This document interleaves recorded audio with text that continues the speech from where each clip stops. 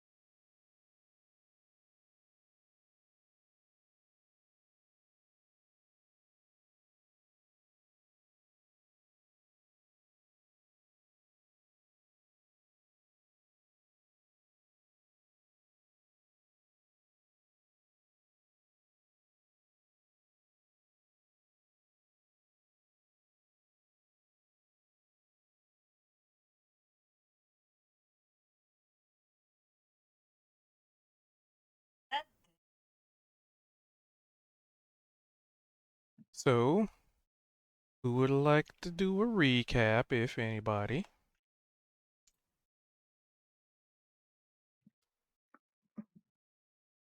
Well, I think didn't we start out last time meeting Clarence, the ice dogs? And I don't know, I guess he thought we were all pretty strange. Anyway, let's see. We opened the doorway and we looked down a long staircase, round staircase. And it was so we couldn't even see the bottom, it was so dark. And then I think we went all the way down first. We saw the doors at each landing on the way down, but we didn't open any of them. And then we went all the way down and we decided to go back up and open some doors. And so we started opening up those damn doors. And let's see, in the first one, there was no fungus at all. That was the gold room where everything was gold. Gold, gold, gold, gold. And then the next door, oh, it was fire. There's all kind of like little dancing individual little fires, and there was like this rave dance beat going down, and um oh, and the third door was Sari's home. And there was somebody in the chair by the hearth. Boy, that was intense. And asked, "Why did you leave me to die?" It was my old Zari's old master asking, "Why did you leave me to die?" And she gets pretty distraught, and Zed pulls her out. And then the fifth door, Feldrin opens, and it's his home, and his mother's in there. Um,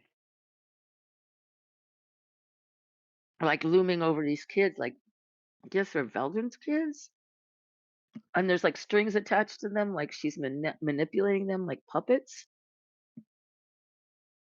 And Veldrin steps into the room, and then everything goes dark. Like we can't see what's going on in there. And then Niavara runs in, and I have down that Veldrin hit her with his stick, but he doesn't know that he hit her. Oh, maybe everything was just dark to Veldrin. Yeah, And then everything Mom's was doing dark that to him. cackling thing. She's doing that. That old witchy cackle thing. And then Zed hauls Niavara out. Zed was rescuing everybody last time and yells to cut the strings, detach the strings. Um, let's see. Oh yeah, Zed pulls out a deck of playing cards and does his cut the rope trick with his cards. And then Veldrin, once the strings are cut, Veldrin kind of blinks back in and sees them. Um, Nat 20. That was a nat 20. Cutting all the cards. Veldrin wakes up, and the next door, Kozik opens. Oh, that's the one that had the dark threshold. Okay, it was just Veldrin in the dark last time.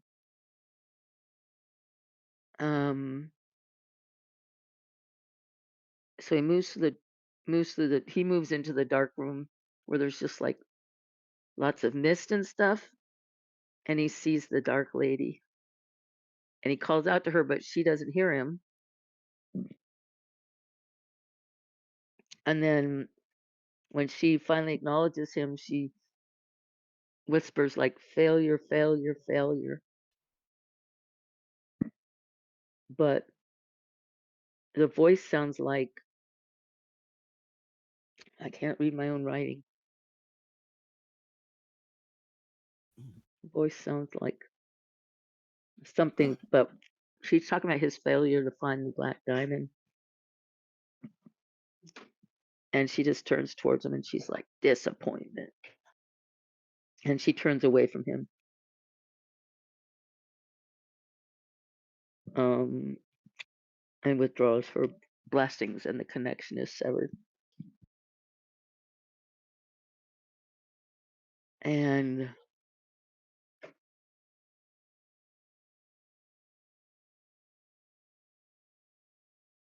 well, anyway, Cozy gets pretty frustrated. When DL says something, DL says to grovel at the feet of Miriam. Dark Lady. Oh, that's the Dark Lady.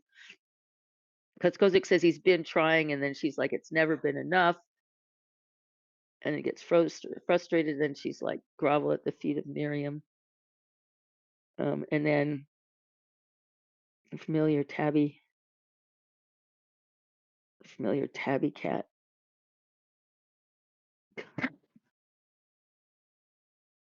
bats him away, and she's like, do better and be better, and don't waste my time. So she says, he says, I'll do anything you ask. And she asks if he would betray his friends for her, take a life for the.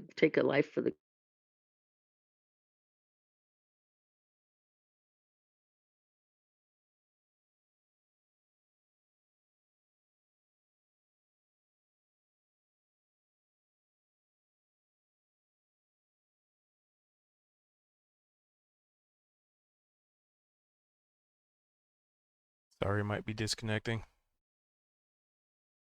That's what it sounds like.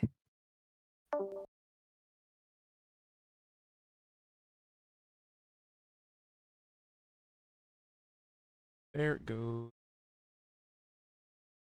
Well, while she reconnects, anybody want to pick up where she left off?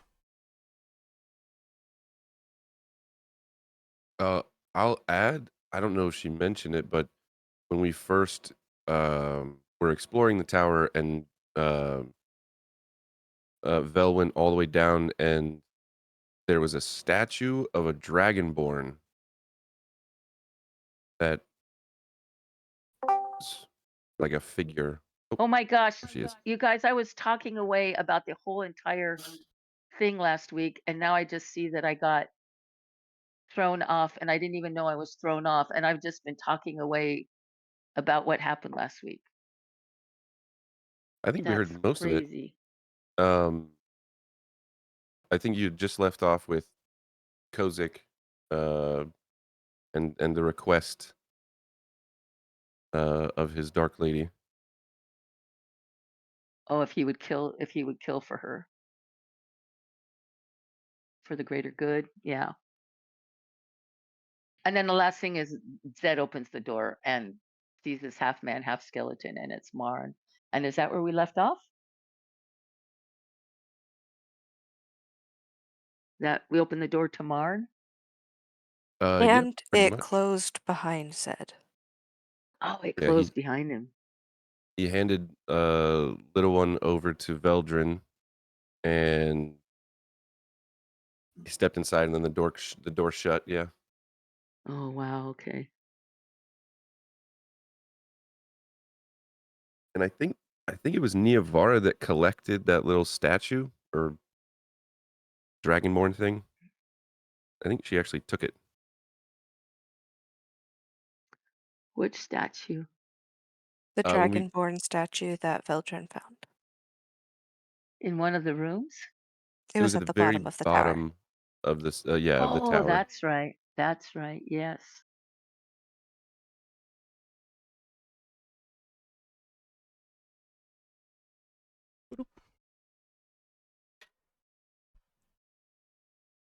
Alrighty.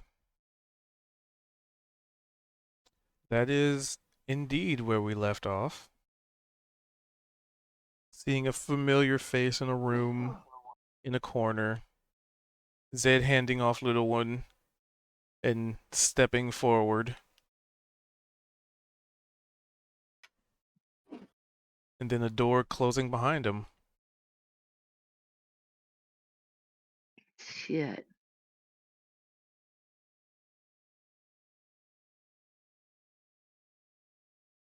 I have left those numbers on there intentionally.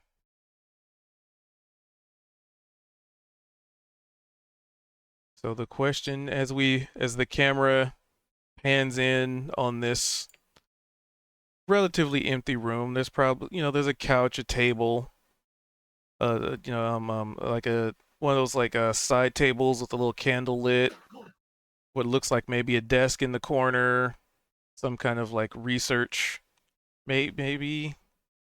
Doesn't look like your standard just boring desk. It probably seems like it has some level of purpose or intent. And yeah, there's a familiar looking face in the corner that Zed is facing. Is it is this figure facing Zed? He's looking in the general direction. Whether or not he's acknowledging you, no It's like confirmation. back isn't turned away though. Correct. um Has Zed been in this room before? Or does it look familiar like the past couple rooms have been familiar to at least Veldrin and Sari? Not that you're aware of. Okay. Um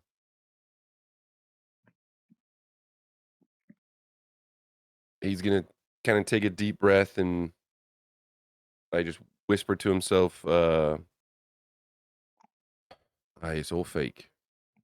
And he's going to take a step forward into the room.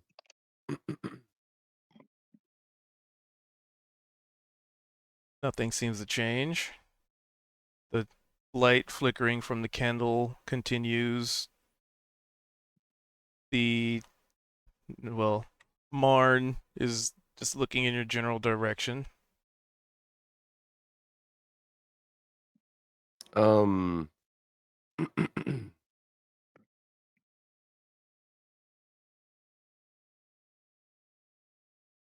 Is that candle the only source of light in the room?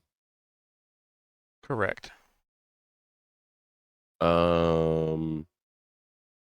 Zed's gonna try and mage hand.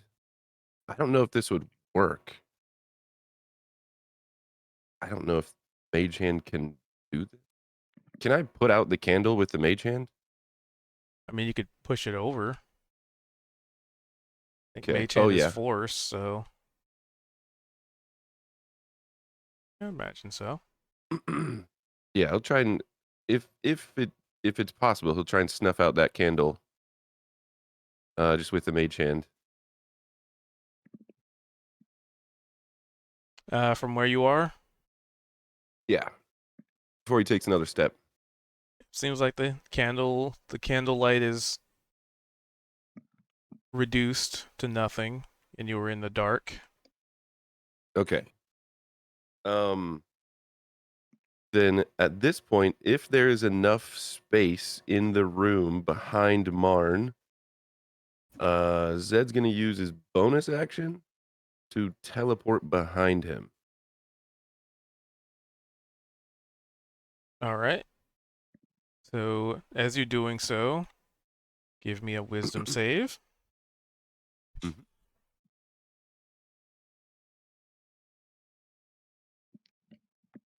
Where is it? There it is.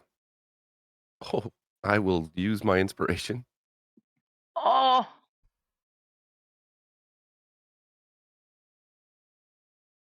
Okay, oh, there we Right. that's go. better.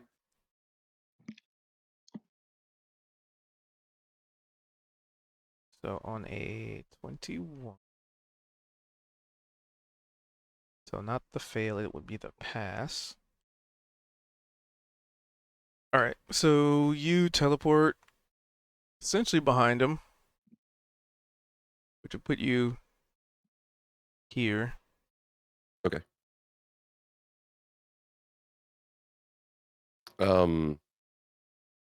So now he's behind him. He's gonna reach his left hand up and just place it on his shoulder, just to not try to restrain him, but almost make it to where it's difficult for him to just turn around and face Zed. So if he tried to turn around, Zed would try and hold him there, I guess.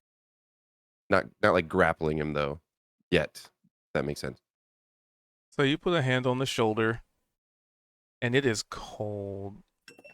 It's almost like freezing cold to the touch. You know, imagine you were nice and warm, and then suddenly somebody just dropped a block of ice on your hand. It's like And once almost you do, burning. yeah, kind of like that numbness that you get from transitioning from like normal body temperature to cold so quickly. Um, and as you do so, the figure does not move, doesn't try and turn. He just does the side glance over the shoulder, and I would say you would see the skeleton side.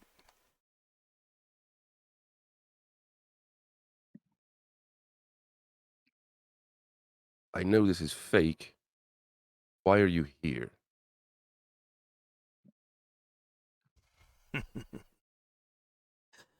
Why are you here, Mr. Thatcher? If that's what they call you nowadays.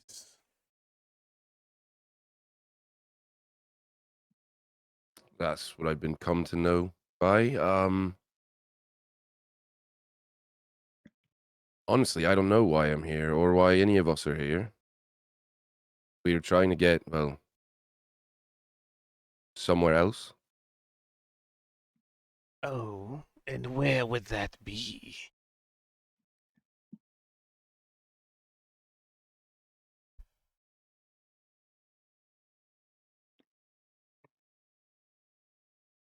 Not really inclined to acquiesce in your request, mate.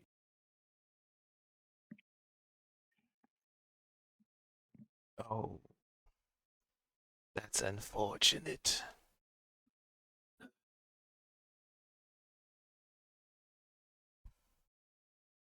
At this point, with his other hand, Zed's gonna he's gonna kind of like reach up, not like he's gonna be trying not to be obvious, kind of like scratching his chest a little bit, but he's really reaching to try and feel for that amulet of Miriam, and just I guess like making sure it's still there. Yep, it's still there.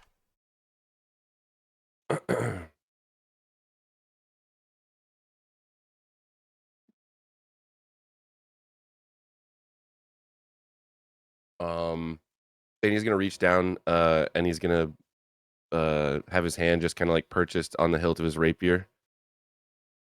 You know, I could just kill you.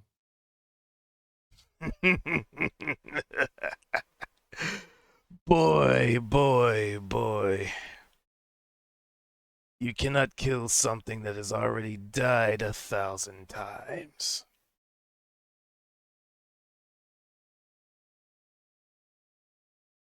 Well, maybe that's what you're after. Like dying one more time, eh? That I would be inclined to assist you with. By all means. And As soon as he says, the image ahead. like turns and like does like open arms, and you see like the full face, like the full half skeletal, half humanoid face, the same sinister glare in his eyes, the eyes, the smirk across the fleshy component of his face.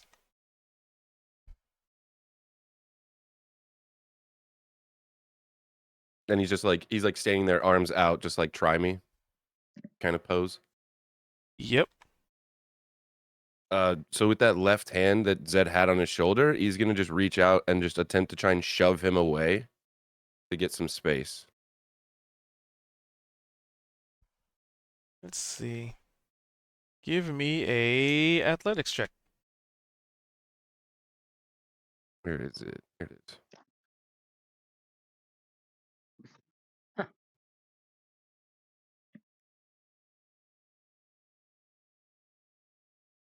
He stands a lot more firm than you expect him to.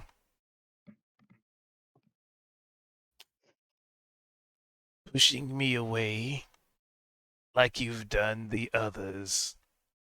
How typical. Boy, boy, boy. Just doing what I was taught. Then you were taught by fools.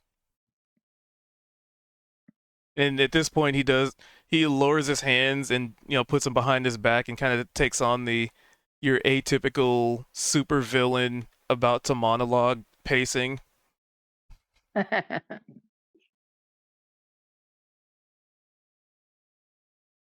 Zed's gonna stand up a bit straighter and he's gonna take his hand off of the hilt of his rapier and he's just gonna fold his arms, kind of tilt his head and just has this almost smug face of just like, what do you have to say?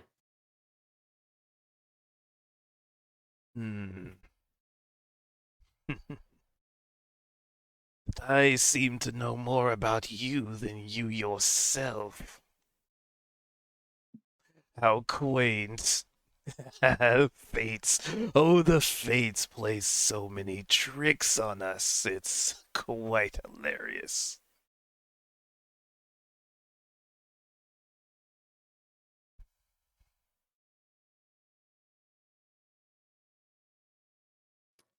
I'm not really one to believe in fates much. I mean, I'm here, ain't I? Whether you believe in them or not, you are here, just like you said. Mr. Zedrian Thatcher. Is that how we're supposed to have been saying it this whole time? With all the flair. Zedrian. 3 syllables. That's how it's spelled. It's technically Zedarian. I'm like whispering to sorry, can you believe this shit? Well, That's can how we it Can even is. we- see them though? We're behind Nope. the Can door, we right? hear this? Nope, door's Yeah. closed. Oh, okay. We're just outside trying to get the door open. Well, So yeah, Zed's arms are still folded. He's like, you're not the only one that knows more about me than me. So there. No. I've also gleaned some interesting things about your little one. It was And quite interesting. He straightens up, and his facial expression definitely changes to more serious. Aye, what you concerned with, little one? Thought it was me you're after. Well, it seems the hand of fate provided more than one avenue.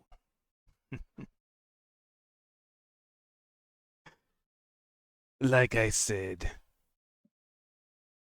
hilarious when you think about it. And at this point, he's starting to pace, like do the just like walking around the, like you get the feeling that there's a level of confidence that he is not afraid of you.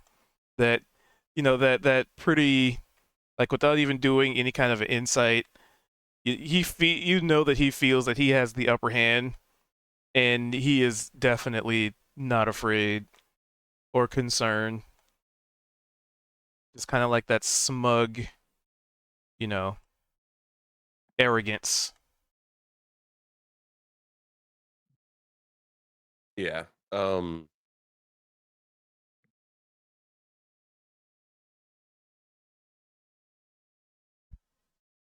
How big is this room? It's same size room that it's been each time? Yep, to scale. Okay. I guess so. Zed's probably gonna start almost mirroring what Marn's doing, like pacing in the opposite direction type of thing. Just back and forth. Posturing. Yeah.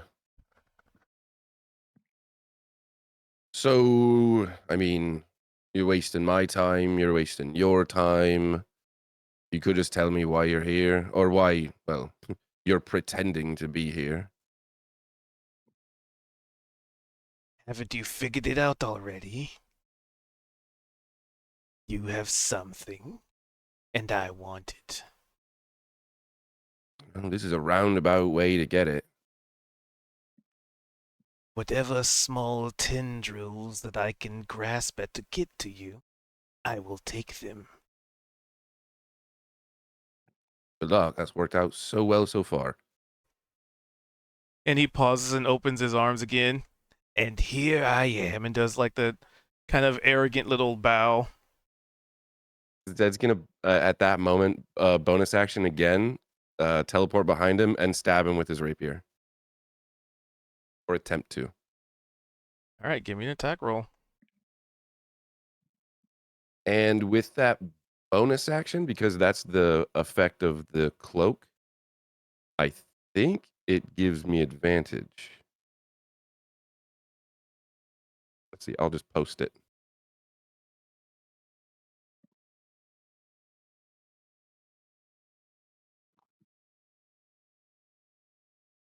Yeah, I have advantage on the first melee attack make before the end of the turn. Okay, cool.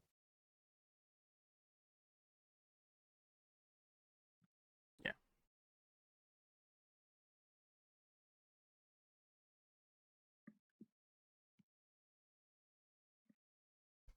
And some damage. Yep, I will do that and do full sneak attack.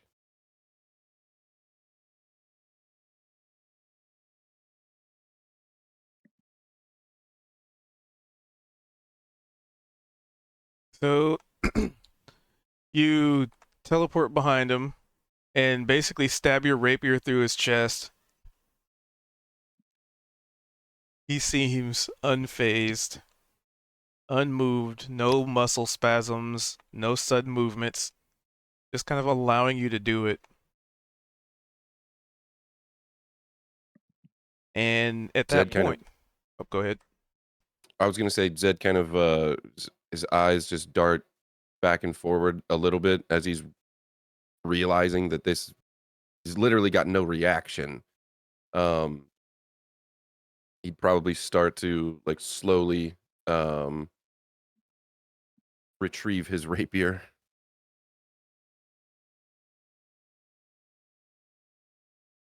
Yep, you retrieve it with no problem.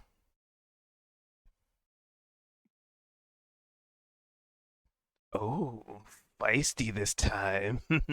Did I strike a nerve, Mr. Thatcher? Told you I'd kill you. Wasn't lying. Hmm. Then it would seem you have failed again. Just like the last time. And the time before.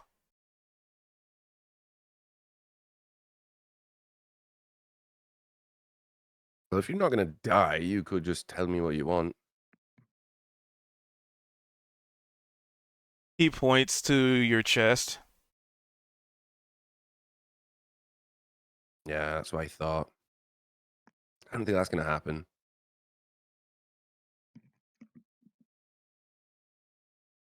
Well, you have your answer.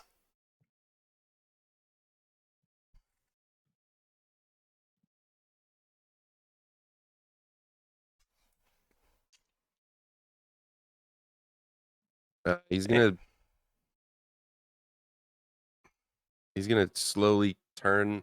The first time that he's been in the room where he's actually gonna give his back to Marn and start to kind of slowly walk toward the door. I guess we're done here.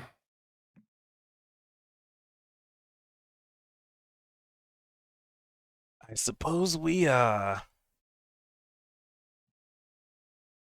Mr. Desrian. What'd you say? And then he turns back around. We are done here, are we not?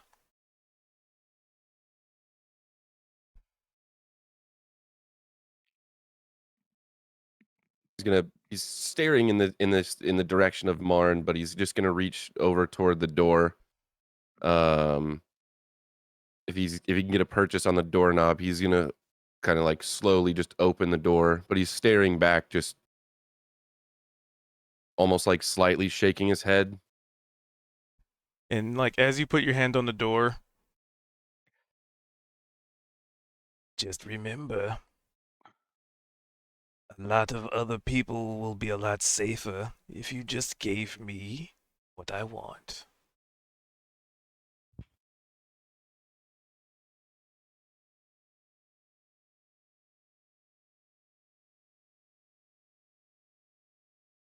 He's not gonna say anything. He's just gonna turn.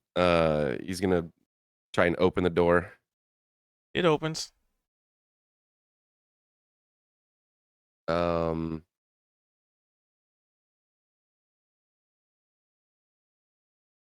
he's gonna as the door's opening, everyone on the outside is just gonna see like a dark room, basically Zed standing there, and in his hand is one of the shards um of like black crystal that you've seen associated with him at one point, removed from his body. Oh, yeah, about that. You went, so you grabbed to try and find those? Well, no, but this is just what they see because he's got a minor illusion going. As soon as he goes to open the door, he casts minor illusion and just makes one like appear in his hand, and he's Okay. gonna go to attempt to throw that at Marn as he's leaving. Whether that fools Marn or not, I guess we'll see.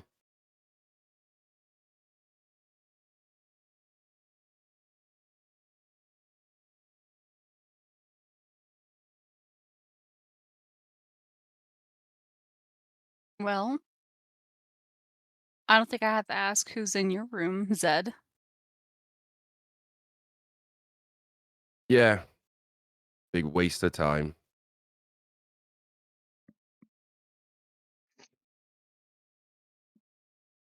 We couldn't get in, otherwise, we would have come in to, kick his ass. Yeah, we sure tried, that's for sure.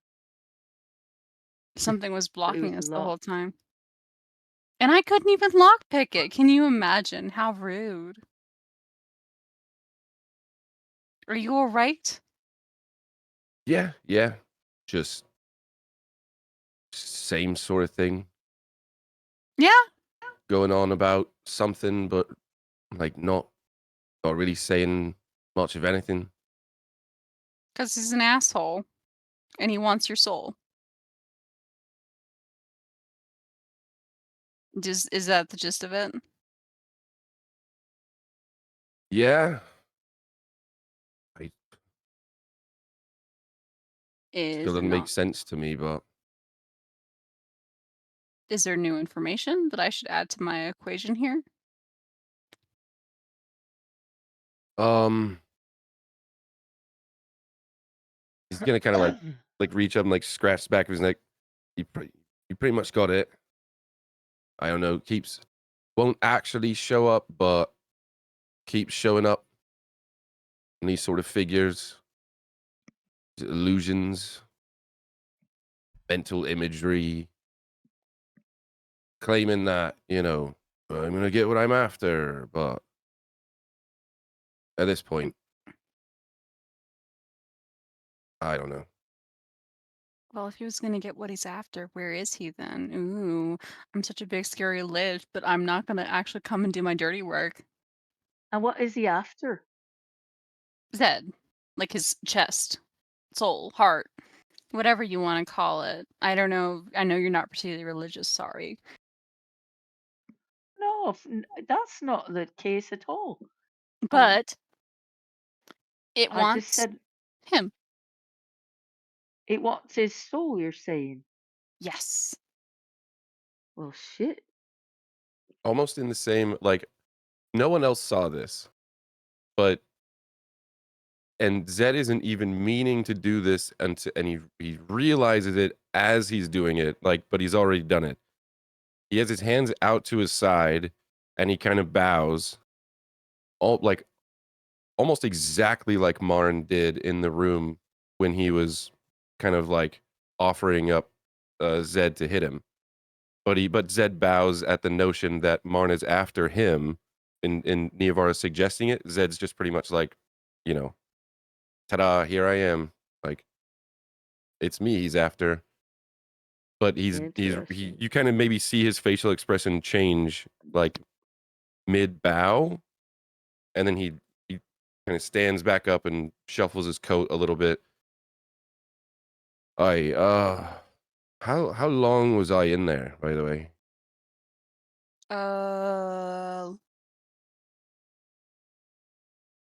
30 minutes max.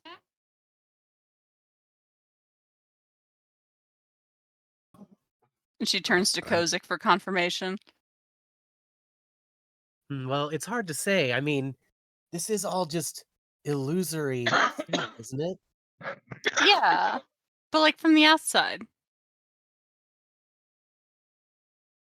Oh yes, it was a number of minutes. We were anxiously awaiting your coming back out. Uh-huh. You know, I'm really glad that my room was on fire. I think that that is a sign. This 'Cause is what the yet fuck? another form of some sort of tarot or psychic terrorism or a combination of the two. I'm not sure what to think anymore. Tarot? Like the cards? Every room is meant to reveal something psychological about us or something. I don't think I'm not gonna challenge you on that. This is a very interesting reading. Indeed, a reading, just like the deck, the sacred deck of tarot. I like that. Mhm. And again, she's at this point purposely put herself between Saria and Kozik for no reason. Purposely for no reason at all. Of course not. Huh? What reason? What? What reason? So Zed will What reach reason? out towards Veldrin and almost like not really say anything, but he's just gonna kind of like motion to get little one back basically. Veldrin like holds little one out so he can. He's letting little one decide if he wants to hang out or keep going.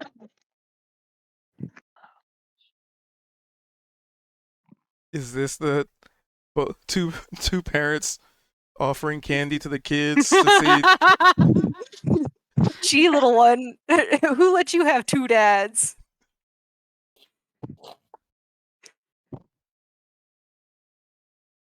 who's doing what to entice them to do an action? Zed's just reaching out, almost like expecting him to just, jump over and climb up on his shoulder. Like he's been his pet the whole time. Or not pet, but with Zedrin the whole time. Totally unrelated question. There's no raven on your shoulder, right? Correct. So little one's gonna flutter over to the side where the raven would normally be.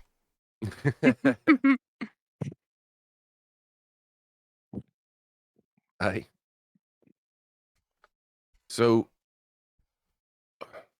now what?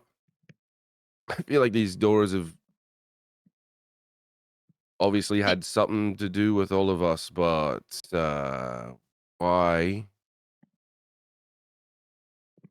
Why is a great question. And like I think that we've seen different things in all of them. The only one I've been in so far was completely on fire. The first room you were in was like made of fake gold. Then Sari had that experience with her master. Veldrin,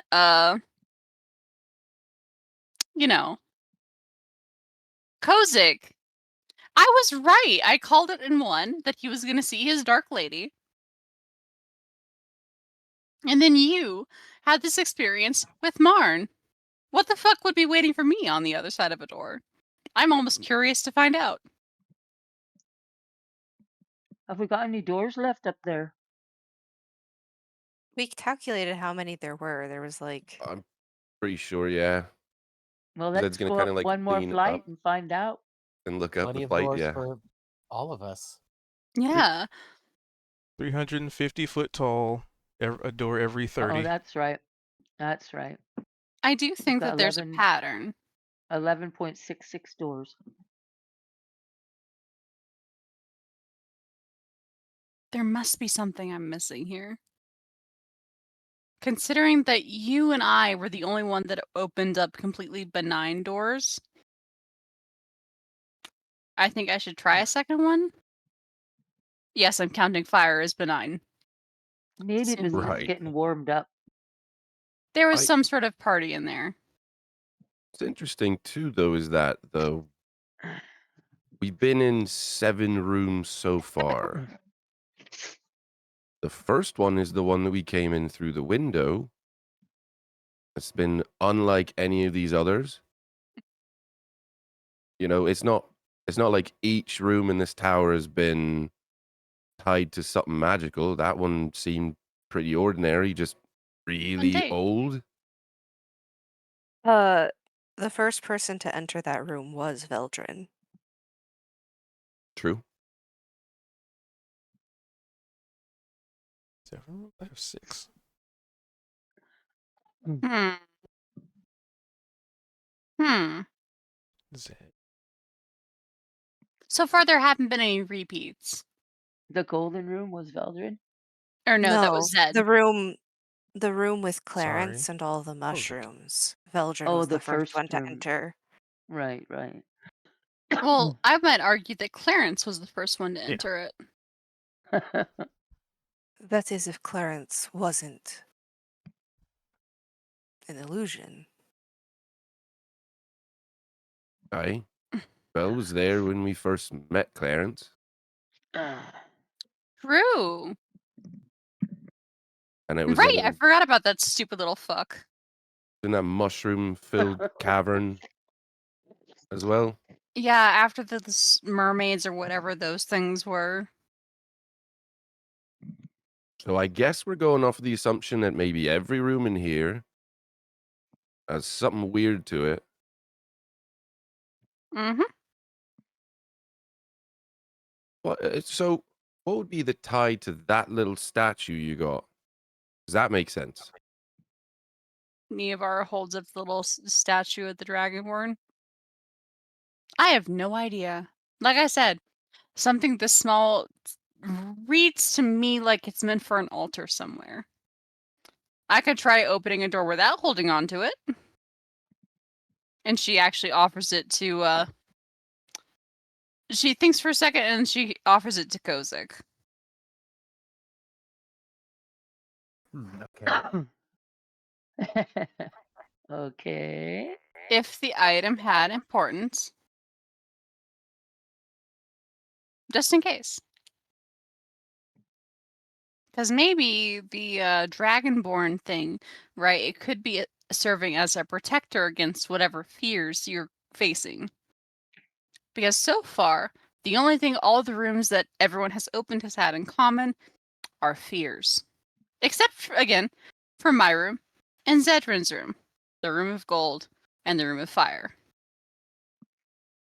Right, but Zed opened another one and got his. Yeah, let's open another one, Neovar. Let's see what your Neovar next. will prance ahead then. I think is the only way for it. All So right. did I take the statuette? Yes, please. Okay, I'll take possession of the statuette. I like it. So we all follow behind up the stairs with you.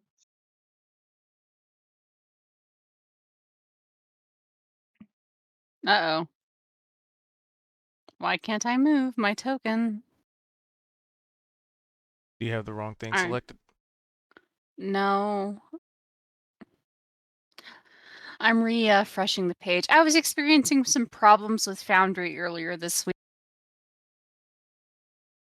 I got No. repeatedly kicked out of my game on Saturday. Foundry having issues. Like, literally never. Who could imagine? There we go. Now I can move.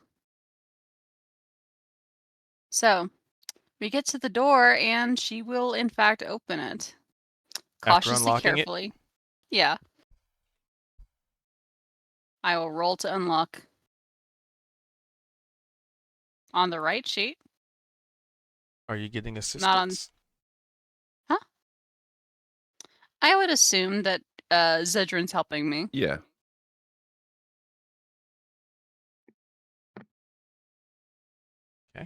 And that's with advantage. Yep. A 19. You both feel and hear a familiar clicking. All right.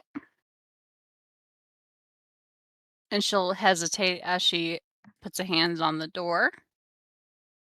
And she's like, okay, this is probably going to be embarrassing. So, whatever you see inside, it didn't happen. It's an illusion after all. Okay, bye. And she'll Bye. step inside, close the door behind her. So inside, you are greeted as if stepping through a threshold. You are in a very bright and vibrant and very colorful biome. Not mushrooms, trees, very mirthful shrubbery. Very akin to, as you might know it, this is the Feywild.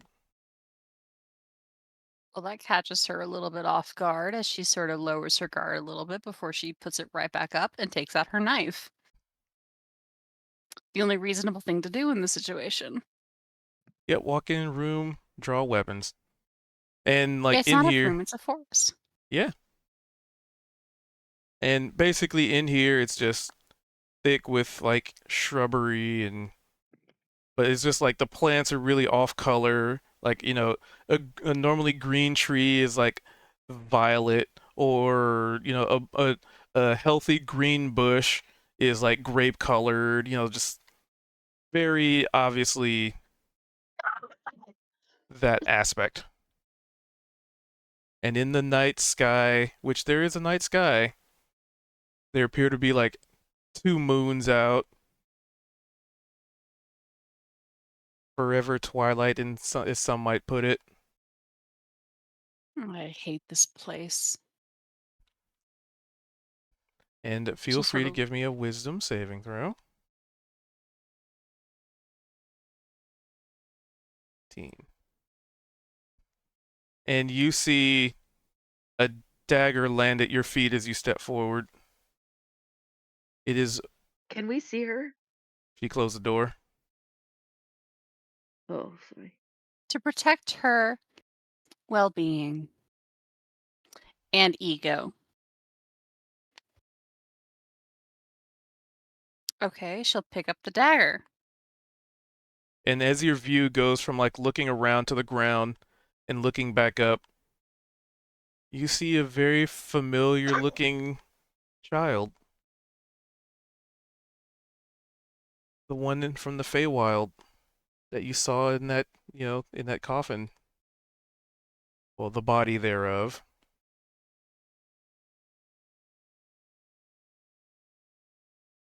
Is she like alive? Is she dead? Is she like staring at her? Like, what's up?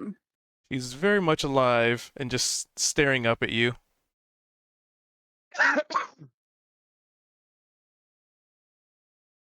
Are you. Hello? Hey. Somebody needs a cough drop. I'm just getting over a really bad cold. Sorry. I'm trying to mute it when I'm coughing. Sorry. And she'll actually go to one knee to sort of like get to her eye level. Are you okay? You're not real, are you? And this little girl just like shakes her little head. I know that. And There's she no coming back from it. and she like scoots up to you and reaches her hand out and like very apprehensively like touches your leather, like your dress, and then like pokes your chin and like pokes your cheek. But you're still real. I am. I'm sorry. I don't know how to find her.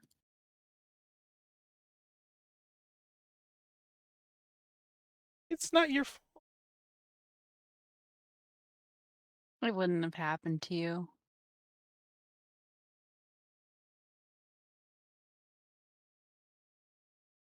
And there's like she's staring you like dead in the eyes. And you can give me an insight.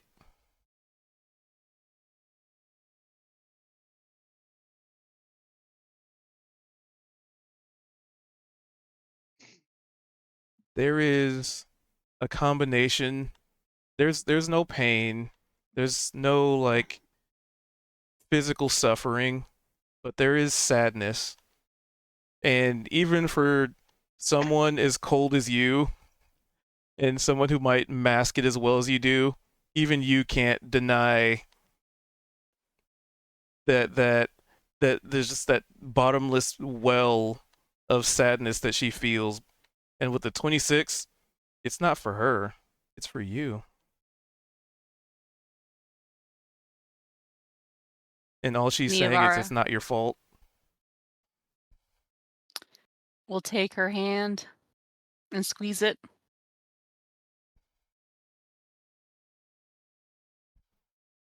Because it's like she didn't do it, but she does blame herself. Didn't do what? I got lost, I think. This is the little girl that ended up dead at Niavara's twin's hand. I forgot about that Okay. thread. Okay. Oh, thank you. I'm sorry.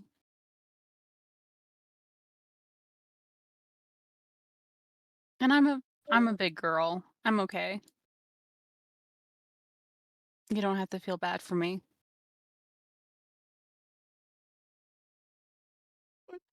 My fault. What? For not knowing it wasn't you.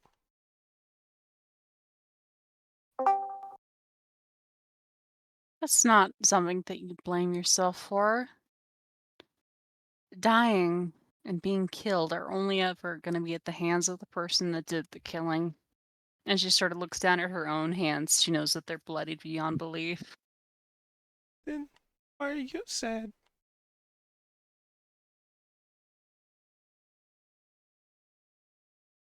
Because I've made a lot of mistakes.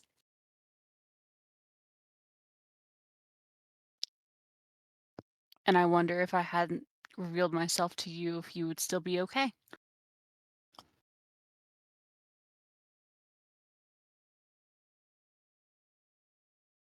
You're very little.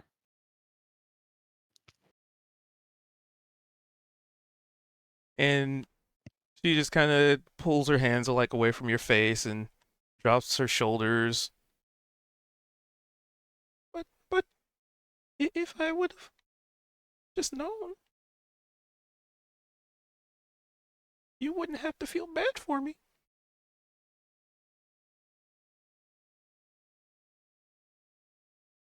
How could you have?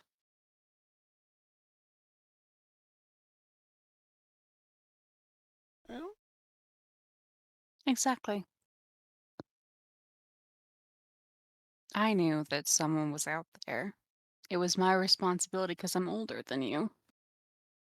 And I didn't stop it. But you couldn't. But I should have tried.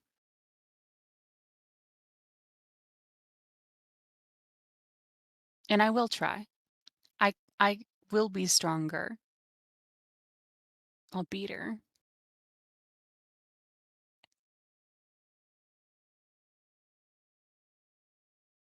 But wouldn't the best thing to do is not?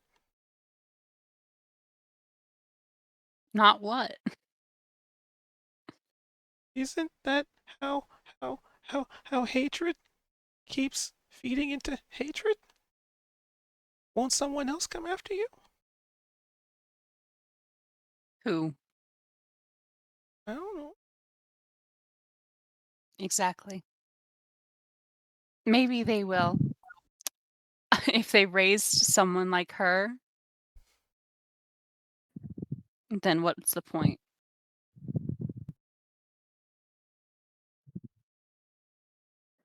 Maybe misunderstanding?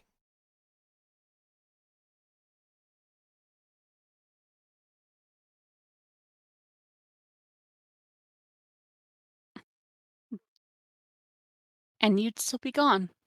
That's not fair, is it?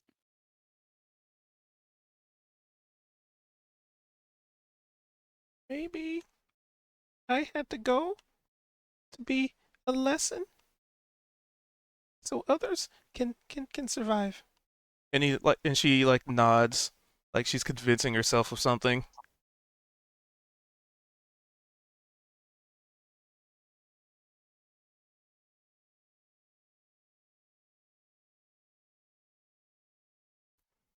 We only get one life, and our lives are really short. So we're not meant to be lessons for anyone.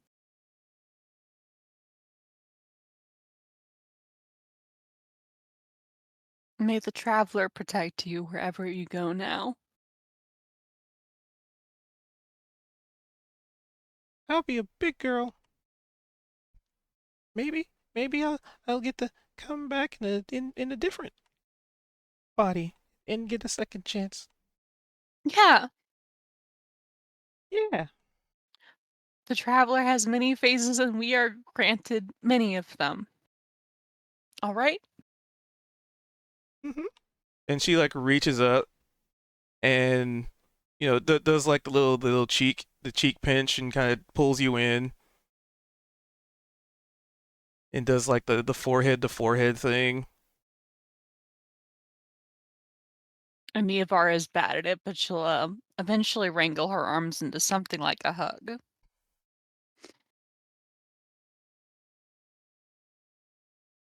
Then maybe in the second life we can have more time and be friends.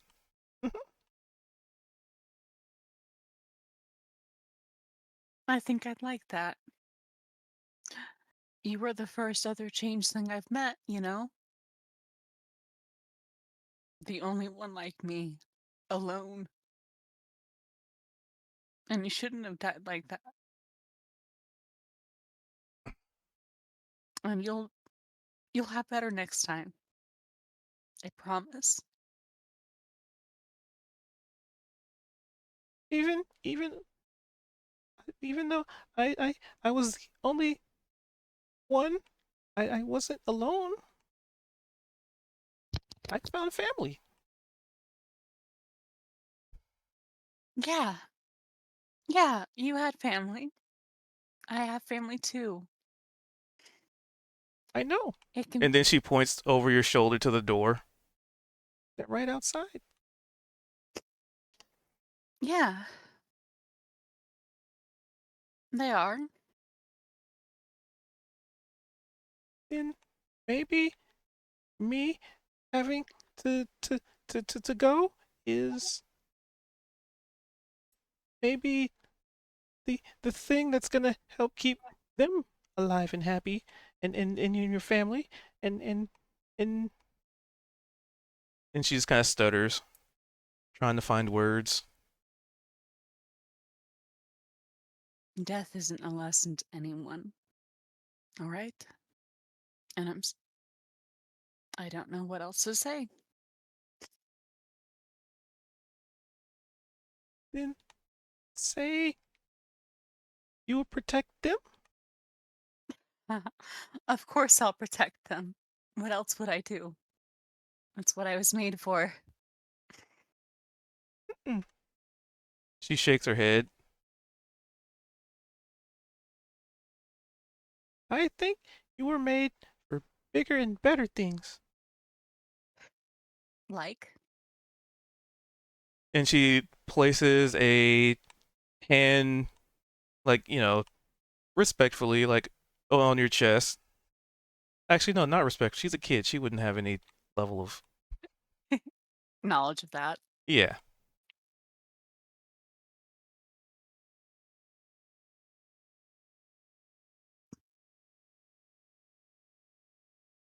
Bigger things. One can always hope. May you rest well. And may you live long. And as she pulls her hand away, you see a symbol of the traveler on her palm that wasn't there before. Traveler guide you on this journey. You already have. And at that point, her image just kind of, there's a very brief wind, and just her image starts to fade away.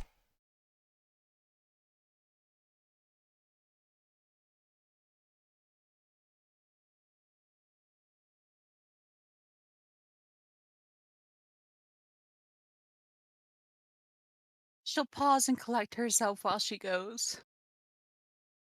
Like she's still on her knees.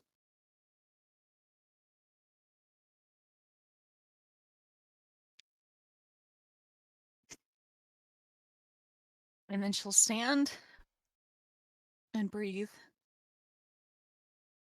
and be like, yeah, I'm gonna kill that bitch.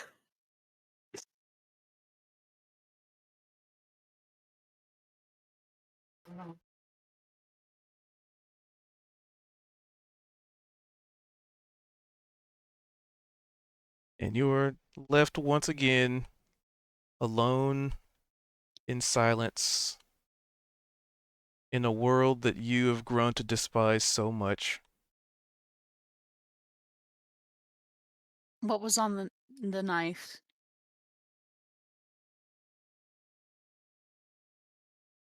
Because you said there was a dagger that Yeah, had dagger. fallen. And yeah, so now you take a moment to inspect it. Mm-hmm. It has the symbol of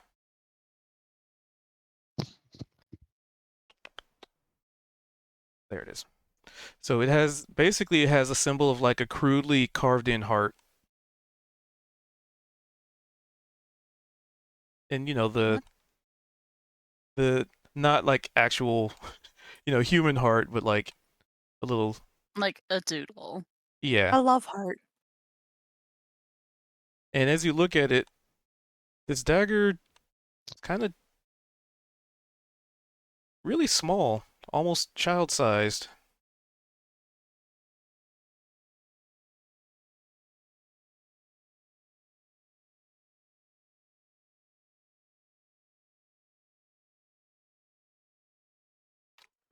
She'll take it and try not to think about the idea that that child had a dagger because she remembers what it was like to have a dagger that size.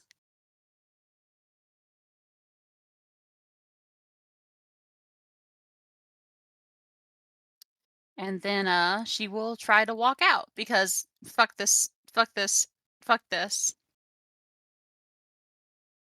And as you start getting closer to the door, the dagger feels a little bit warmer.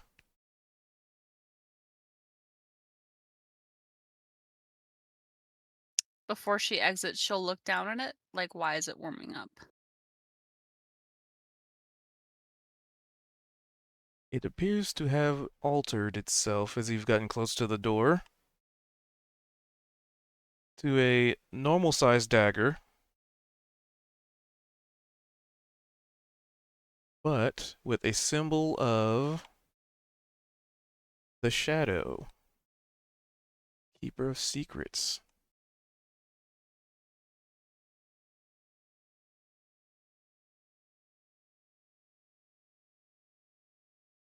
She'll And give me a religion check.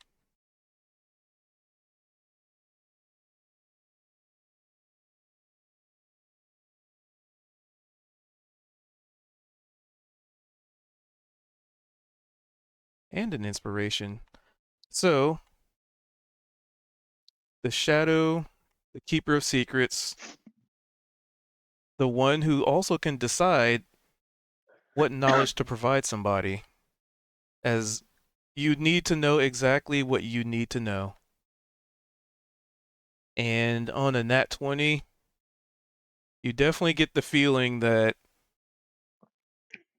as emotionally impactful this situation is, there's definitely something to be learned from it. A lesson to be learned. But the Shadow doesn't always necessarily just tell you what that lesson is either. Mhm. She'll glance back to the room once more, like, does she think that there's something that she missed here? You can give me a perception.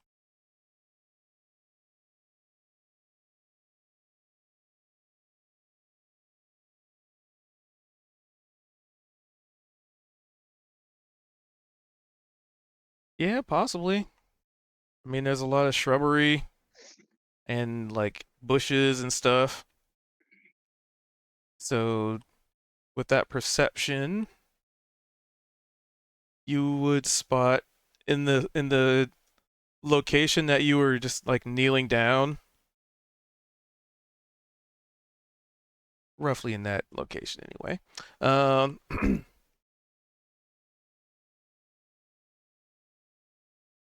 Yeah.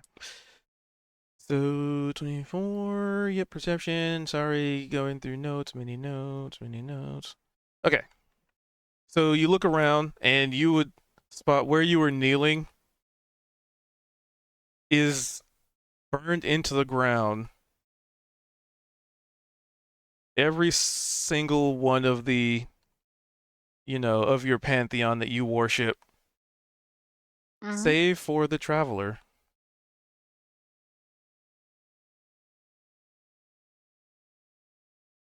And as part of that, you kind of look to your left and right, look for any other signs and what have you.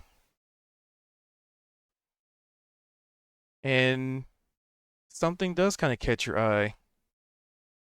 the patterning, how these bushes are scattered, how the trees are aligned. You know, with the 24, I give it to you.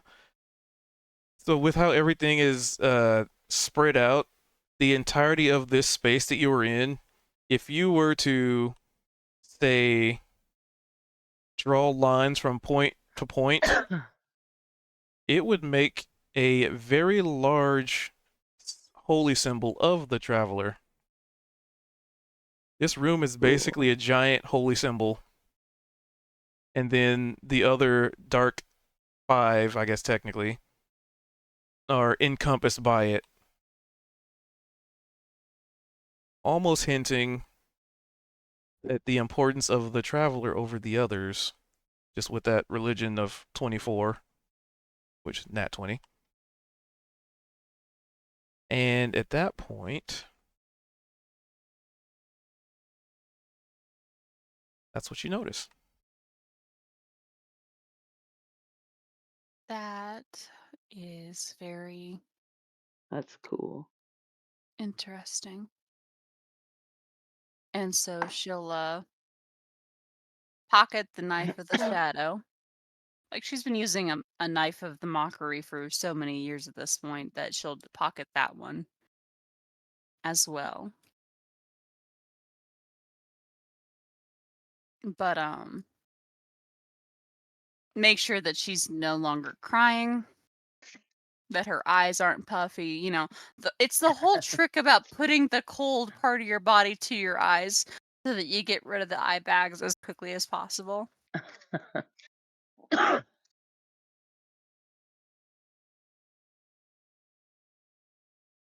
And a little bit shaken up by the symbolism and what all the things that she said. She'll make her exit and very slowly open the door, close the door as soon as she's out.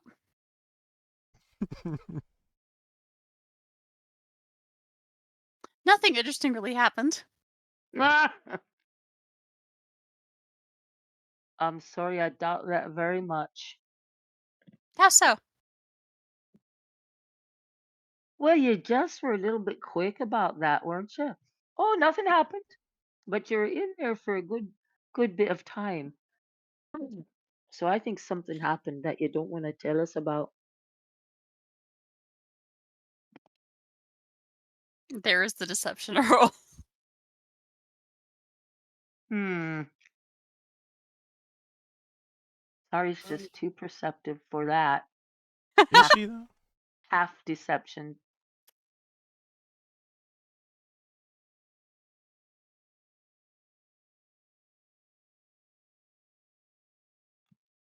Well, let me She's see. avoiding Veldrin's eyes like the fucking plague.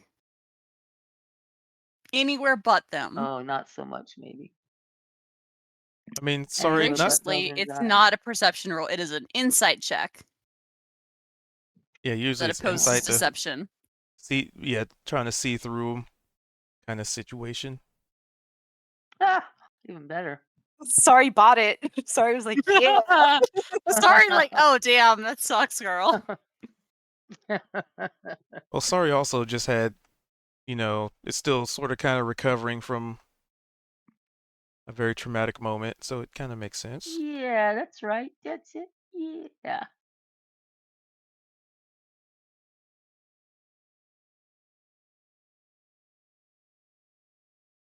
Anyway,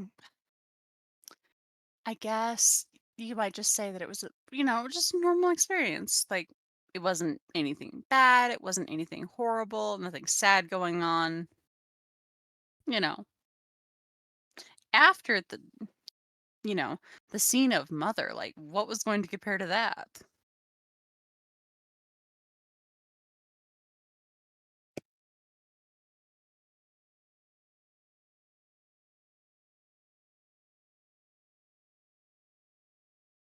All the while, like looking at every angle of the tower other than Veldrin's general Veldrin or direction. Zed.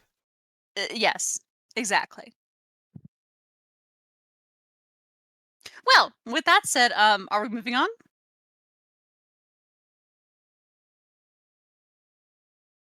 Um, I would like to do another door, but I have to step away for a minute, so I will be back.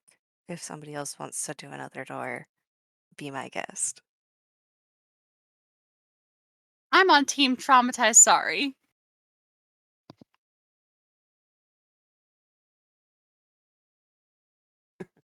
Personally, I've quite enough doors. Thank you very much. Oh, well, I'm getting inside of one. It's fine.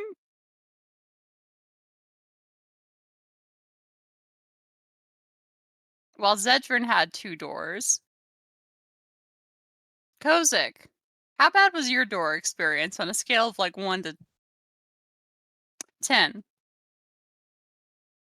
Well, I guess somewhere around somewhere in the middle, 5 or 6. I mean, Perfect. these are all like these are just bad dreams, kind of. This isn't real.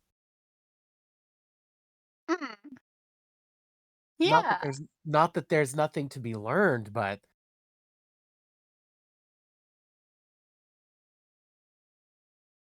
bad dreams. Uh-huh. Absolutely.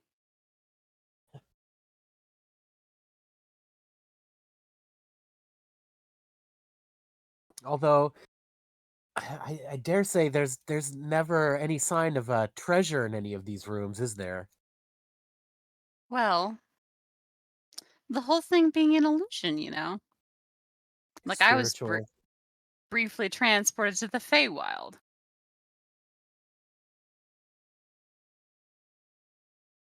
Naturally, as much of a hell as anything. Thank you for being my support system at my horrible joke there. Um, but no, I just opened a door. Zedrin recently had his that experience. We can make little one open a door. That could be fun. Okay. Yes, what would he see? Or what would it see? I don't know if we know if little one is a little boy or a little girl, but I think he would see one of us lighting his thing on his home on fire.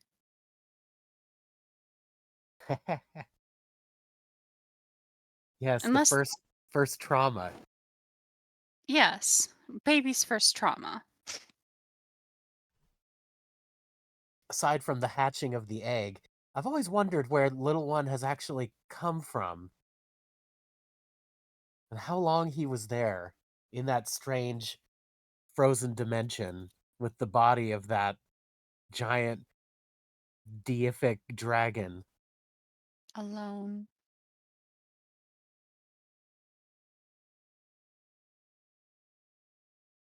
I guess that's his secret. Yeah, 100%. But, who's next? And again, mostly has her back turned to Veldrin. Like, nothing is wrong. We are great. And everyone's had a chance to be reflected in these little mirrors, haven't we? Oh, are they reflections? I thought they were just general experiences. Just well, they're all personal to each of us. Yeah, I suppose that's true. Have we selected a door? No, we're still Okay. arguing about who opens it. Vildred will. Neavara does have her back turned to him, and then, like, when he continues walking, she's like, oh, god damn it. Hey, let's go.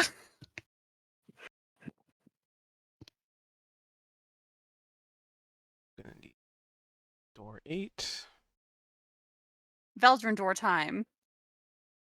Vildred door time. And she will unlock the door with shaking hands? Yeah. Me too, sorry.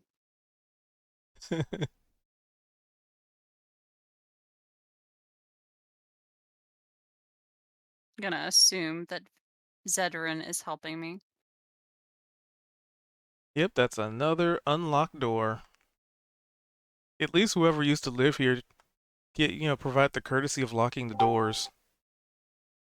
And then she'll step out of the way for Veltrin. First time she's said his name since. Go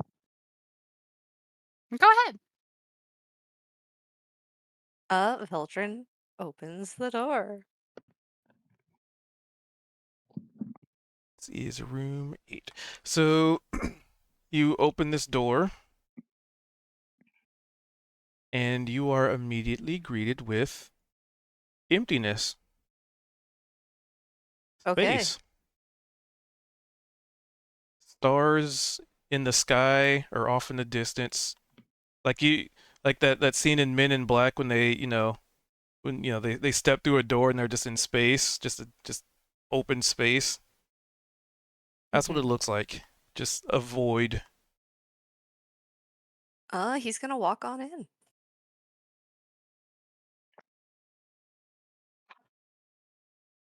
So you take a step in, and there's no ground there. You just kind of float.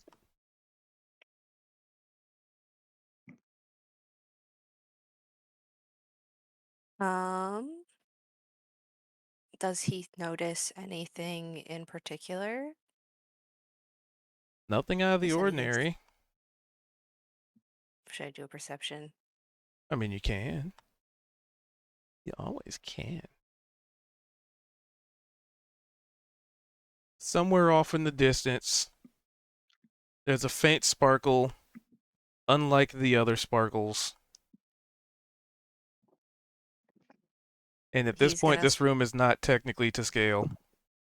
Yeah. He's gonna How's start it gonna moving follow? towards it.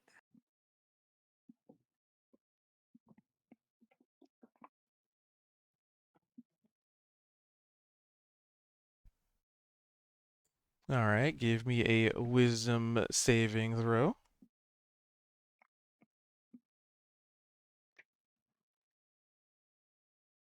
$17.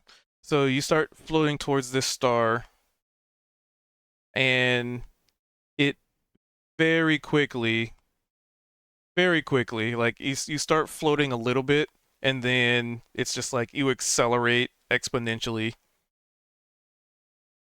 until you come to what seems like just a rock out in space.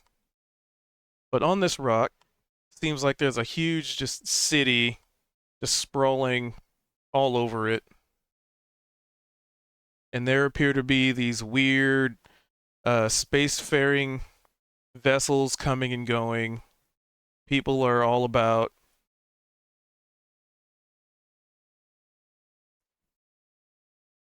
I guess let's see what you want to do first.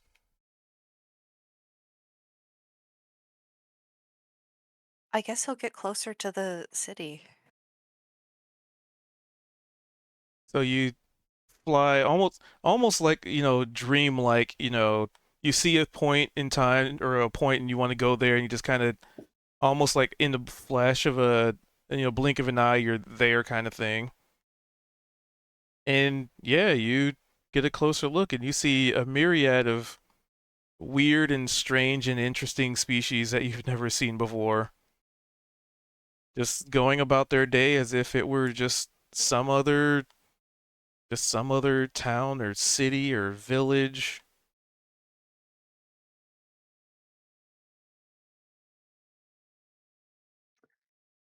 Like the bar on Tatooine.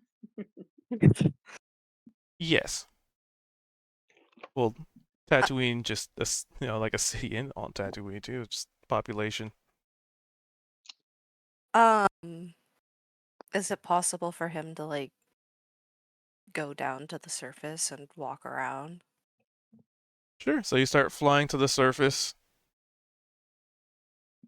and as you do so, there's a blink of an eye and a flash of light, And it goes from the people going about their day to all looking up, just kind of looking in your direction in horror as you're approaching.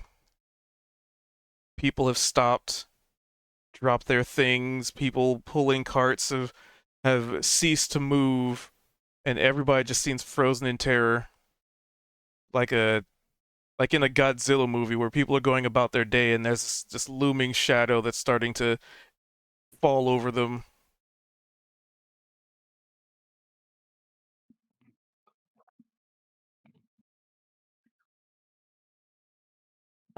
He is going to continue to the ground. He wants to figure out why they are upset. Like, what's wrong? There is panic. There is mayhem. There is bedlam. As just before your feet touch the ground, something else beats you to it. A gaping maw. Many mouths. Countless teeth. Something much, much, much, much larger than you. And it slams into this asteroid just like a water balloon hitting a surface. But instead of, the water balloon bursting, it just encompasses. And the closest thing you've seen to a creature like this would probably be a gibbering mouther. But imagine larger than an asteroid, much larger.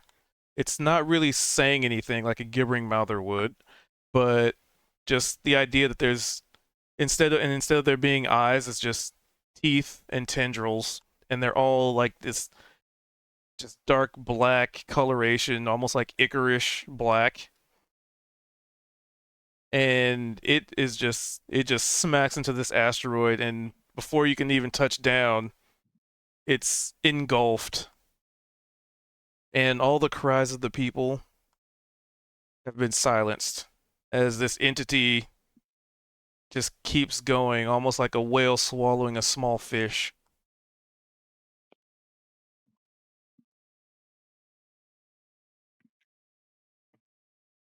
Um,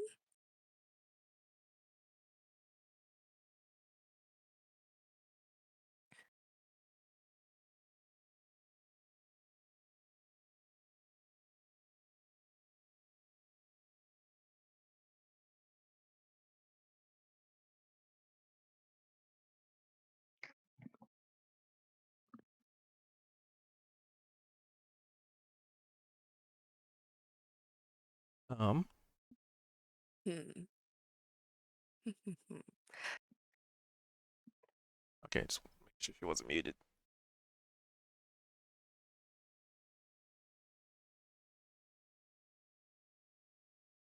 And I would say you'd probably like look down at yourself and you realize that, your arm or your arms, specifically the one that used to be skeletal, also has a very similar, like, starry aspect to it. And then you look at your other arm and it's the same thing, and you're basically like, you'd imagine that you're pretty well camouflaged.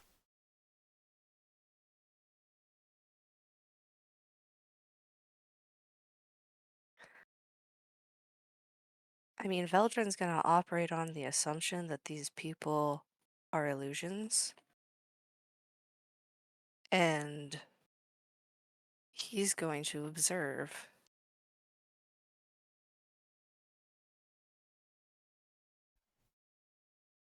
Well, there's nothing much left to observe. So the thing that smashed into the asteroid kept going.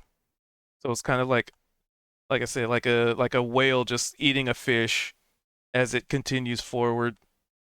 Except it's very much not a whale. And there's this countless teeth, countless mouths, countless tendrils, in no real semblance of order.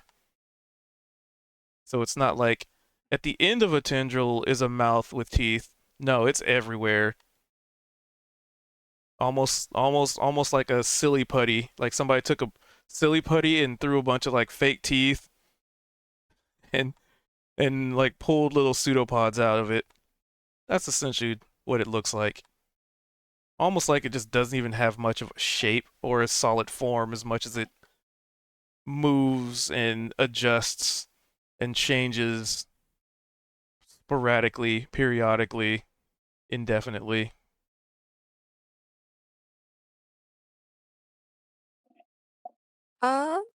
Okay.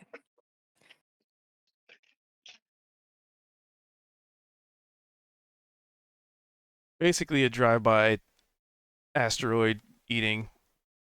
Yeah, he's gonna continue to follow it. And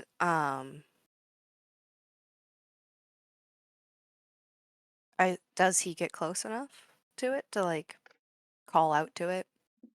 I mean, you can try. He's gonna try. So you call out to it. It doesn't I seem think to he just acknowledge. I think he would say Uthagorath to it because that's from what he understands its name.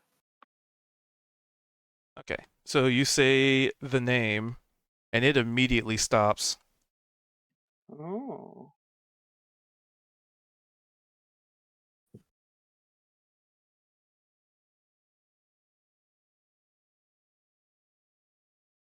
Does that bother you that they know your name?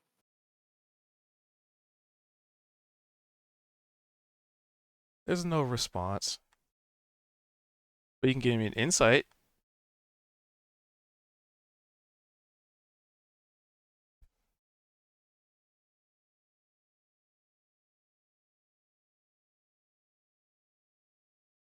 Okay.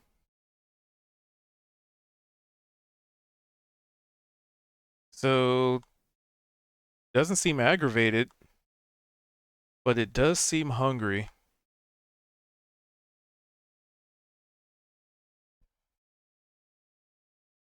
Insatiably hungry. So hungry.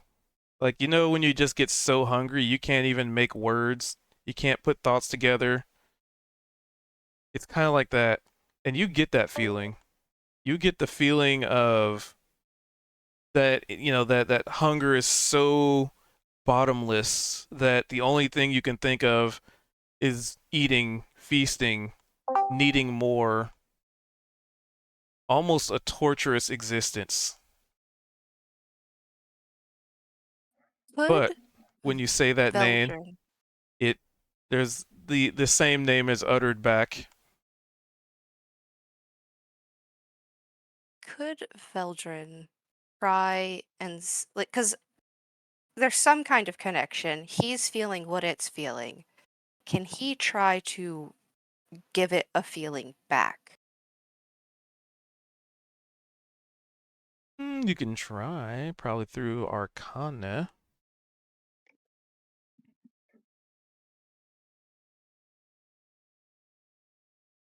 He's going to try to send it a feeling of calm.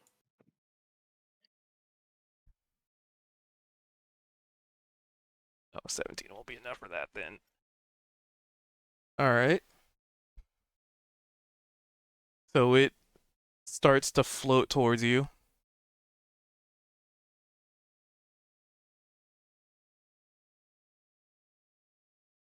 Do you serve someone?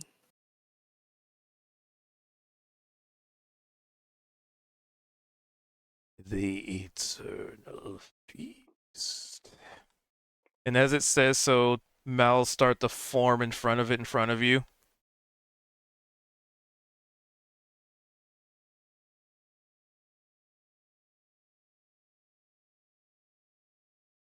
Almost like somebody's taking a knife to the body, quote unquote body of this, and where the slits where the knives would be, the teeth are just kind of filling in and forming. Uh, can I try and send another emotion? Yeah, you can always try. You also didn't specify which one. I am now. the emotion that I'm gonna try and send is empathy. 22 on empathy. Care.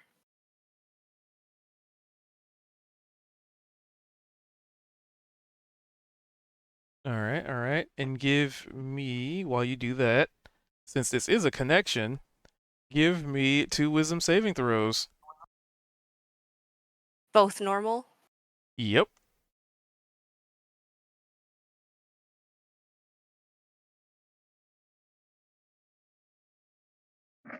Okay. And a 9. So when you mention empathy and try to provide a connection, you kind of get a little bit of a response to that. Hunger.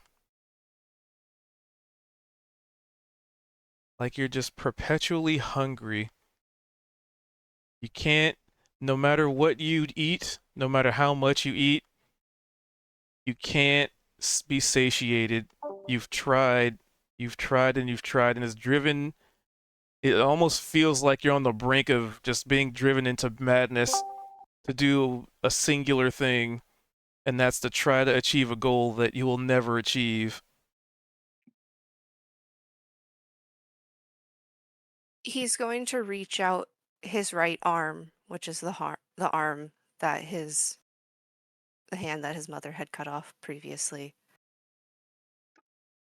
I'm sorry. I'm sorry. Yeah? No, he's saying that to Uthagroth. He's saying, Oh, I'm okay. sorry. Well, I just I'm think sorry. that's so funny. Just out of nowhere in space. Sorry, it's just like, yeah.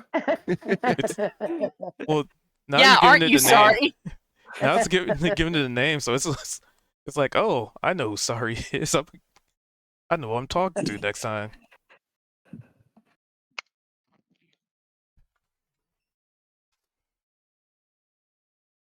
So he reaches out to it and says, I'm sorry. And it's reaching out with a pseudopod, a black and blue pseudopod. And as it's about to touch, a gaping maw forms, and you feel your hand get yoinked away. And you feel yourself get shoved back by something or someone.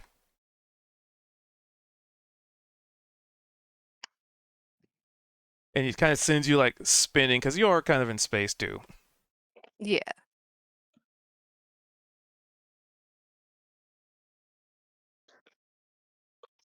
So yeah, you're just kind of spinning in space.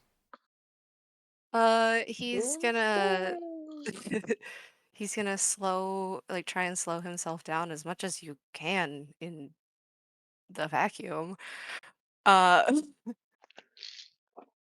And he's going to try to find something else that is in here. See if there's another answer, another thing to explore. All right. So pretty much as you're like spinning and reeling into space, you see a very off in the distance, a very tiny figure, and this large creature, seeming like it's trying to eat it, but it can't. The thing is too fast, too strong. But you get the feeling that even out here, even with a creature as dangerous and powerful as Uthagroth is, there are still things that can be just as terrifyingly strong, and things that can just as much give it a fight. Whereas you guys have struggled to deal with small appendages, there's definitely things that are very much stronger out there, you know, in the world or out of this world that you have yet to even be able to begin to fathom. But you right yourself and you would see another calm little asteroid with a singular like HUD on it. Kind of just looks like an old shed slash shack kind of thing.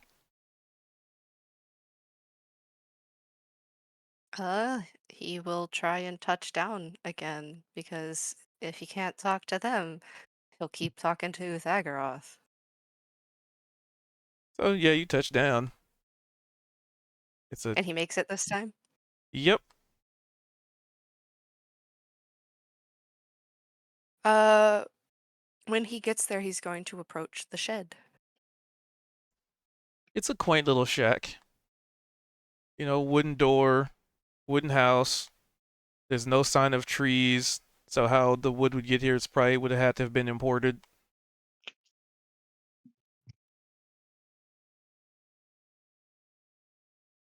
He will knock on the door. Wait, how do you get to a shack out of the middle of space? It's on an Because he asteroid, can on a fly. small rock. Yeah. Oh, okay. Sorry, I missed that. So you knock on the door. There's no answer for a little bit. And he. Oh, for a little bit. Until you hear some footsteps. Doot, doot, doot, doot, doot, doot, doot. And then the door kind of creaks open, but you don't see anybody. Just kind of like a door creaking.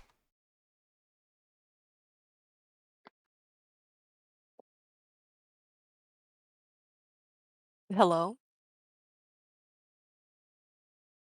Hello.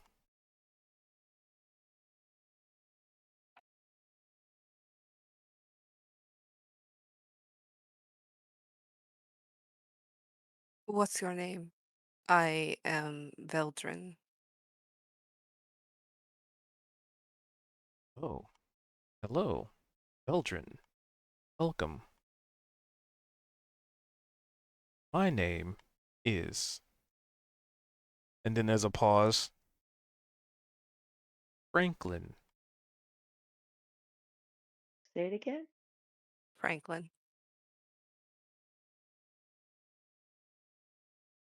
Do you live here?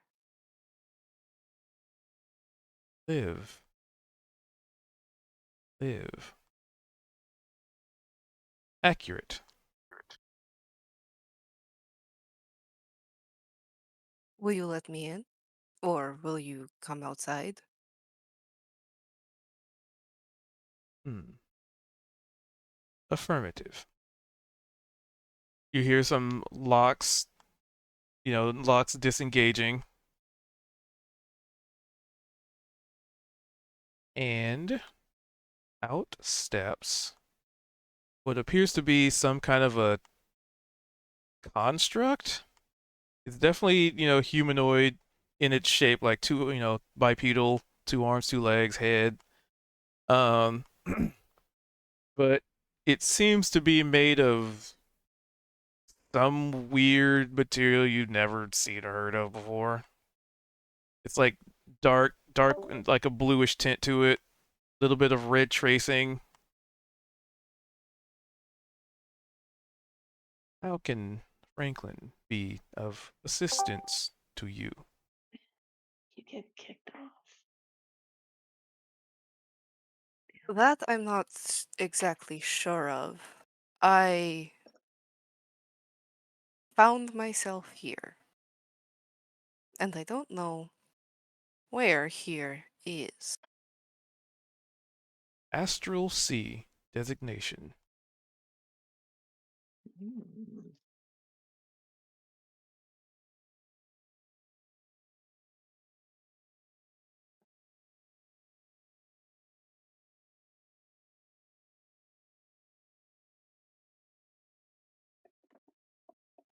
So the Astral Strange. Sea.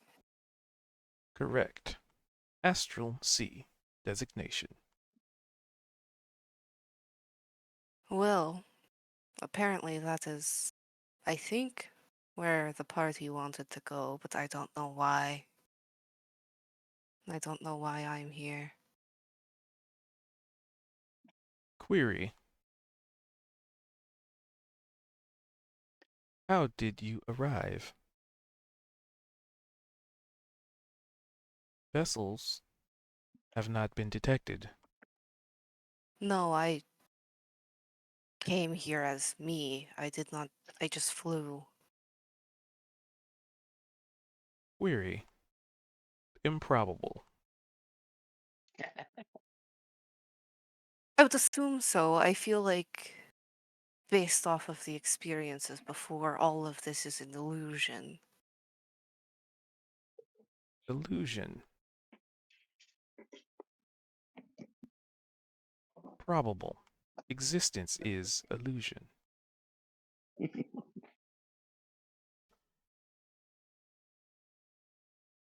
How did you get here?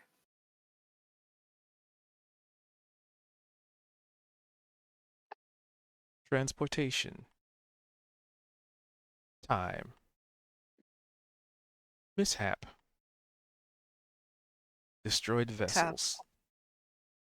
Destroyed vessels. Where are you from? Yes. Yes. Yes. Do you remember? Incorrect.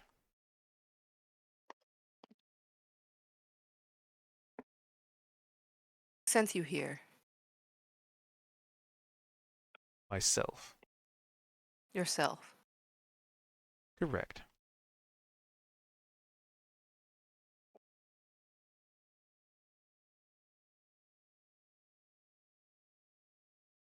And just kind of like tilts his head to the side as you're like asking these questions. Query. Where are you from? I'm from the Underdark. Underdark.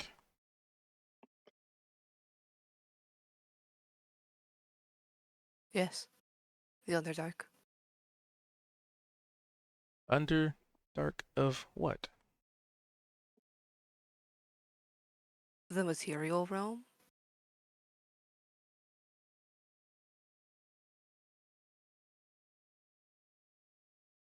So, not astral sea. No. I walked through a door, and that's how I got here. Improbable.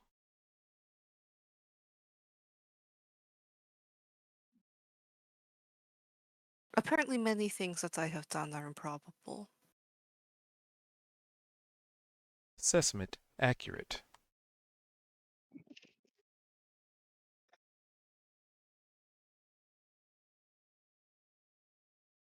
But where in the astral sea are we exactly? It points to the asteroid you're on. Here.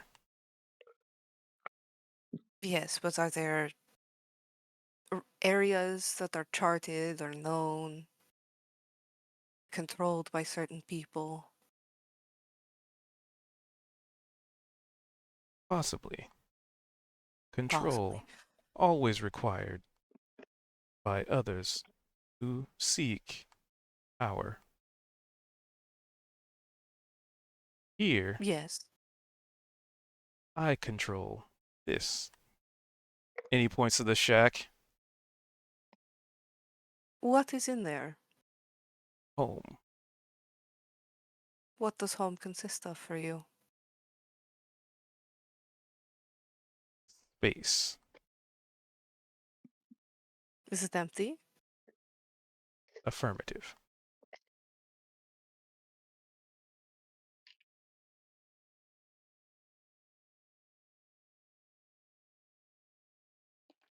Do you know of Uthagaroth?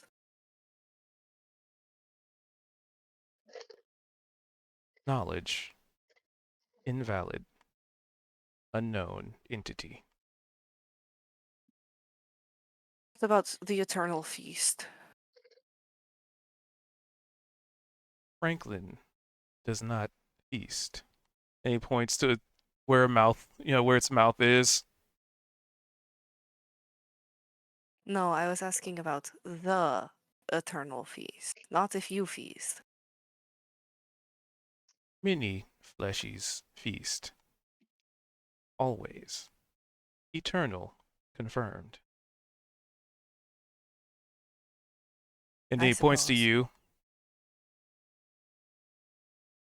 Entity unknown. Possibly. Eternal feast as well. Well, that remains to be seen, but for now I am a drow. Classification. Designated. Greetings, Drow.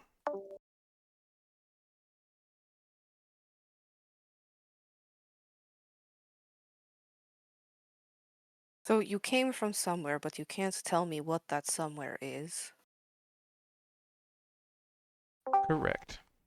We all come from somewhere. Not all But remember from where.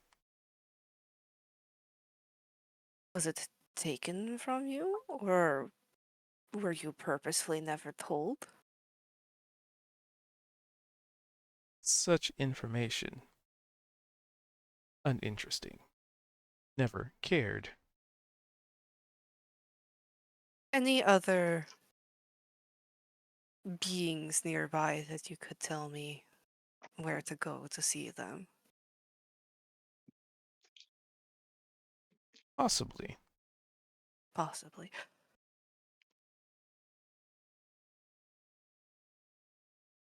And it just kind of it seemingly just points in a random direction.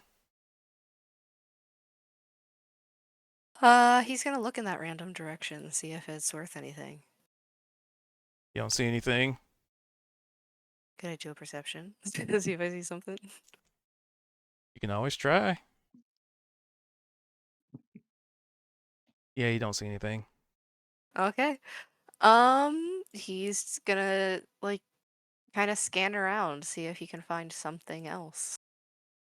So what's everybody else doing? Velch has been gone for a good bit now. Children's having space adventure. That's too cool. I hope we can all go through that door and go that way. I hope it's real. If it's real, that means Veldrin lost his hand again. Oops.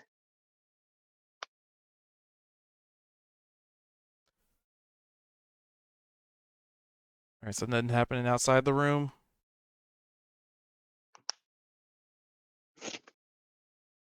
Well, Starry's still just in her own little bubble dealing with all kinds of thoughts about things. So she just waiting in her own little bubble, thinking, feeling. Feeling the feels. All right. Feeling the feels. So Velch is just basically flying around for a good bit.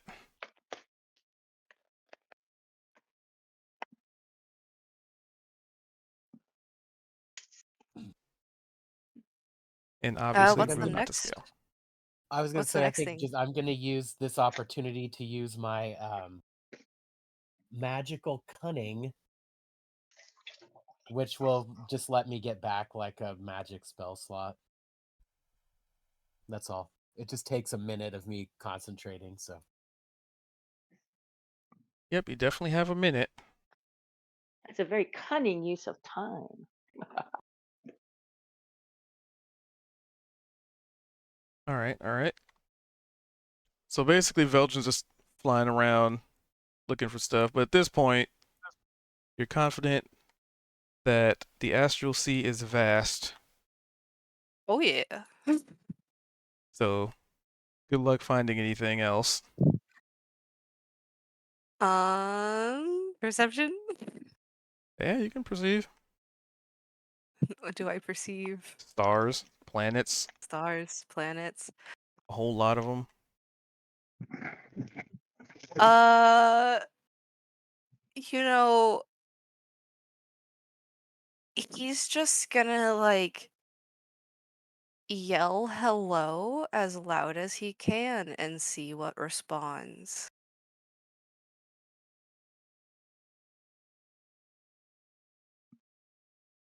Trying to yell in the vacuum of space.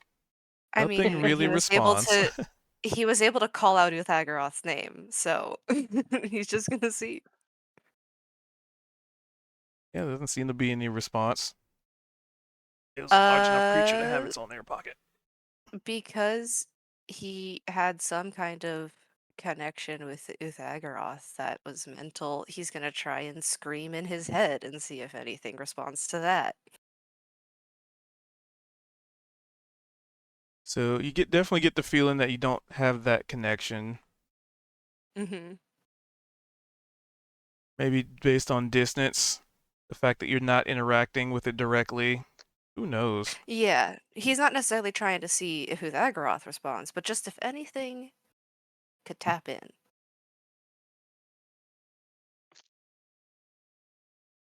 Let's see. Do this because it is a But nothing possibility. does, I guess. 2020. Get D. Oh, there it People is. start heading back to the door. Give her that. Yeah, no. All right. Can you get back to the door?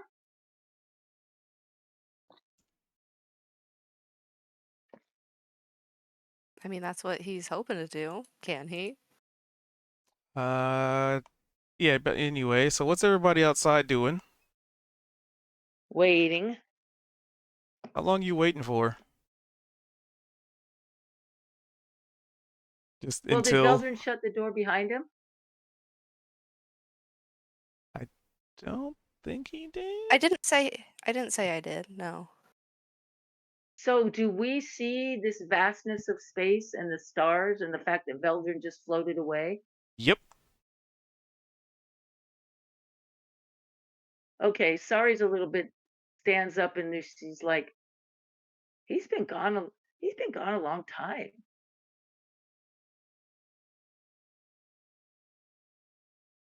No, that wasn't Sari. He's been gone a long time.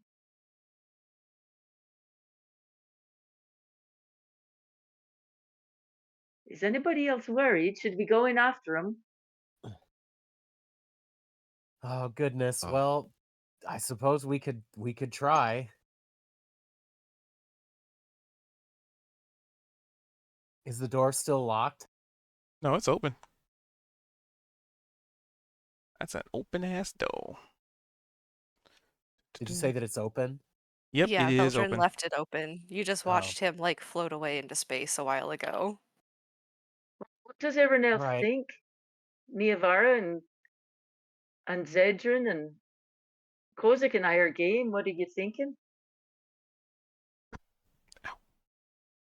I think it's a good way for all of us to get lost, especially if like, that room is if it's just like all the other ones, then it's not real.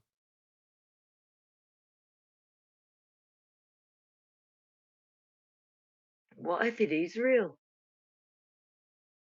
I mean, the rest of them have all been like rooms. Well, I guess not Niavara's, but that's fast.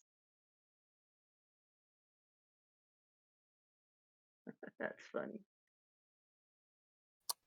Can someone not send a mental message or to Veldrin, or failing that, I guess you could tie a rope around my belt and I'll go in and see if I can fetch Veldrin out.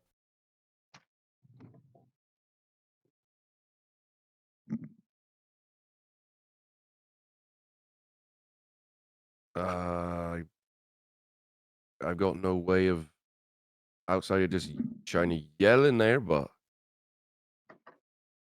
yeah, I could help you with the rope here. Right, but he went Right. flying off like far away. Do you think a rope's gonna do us a bit of good? Well, if you hold Well, on to it, it will. But how long is your rope? Yeah. 50 feet, 50 dwarven feet, maybe. Better than nothing. But I guess before I step into it, I yell into the void, Veldrin, are you coming back?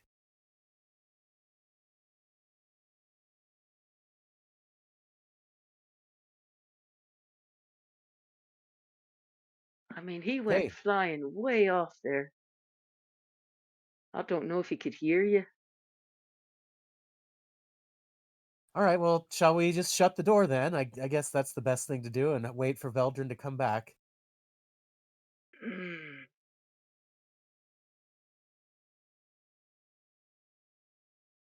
I'm surprisingly tempted to go into this place. I still will, but apparently all my efforts are already in vain. Oh, come on. Let's put you on the rope then. Go ahead. I've got the end of it.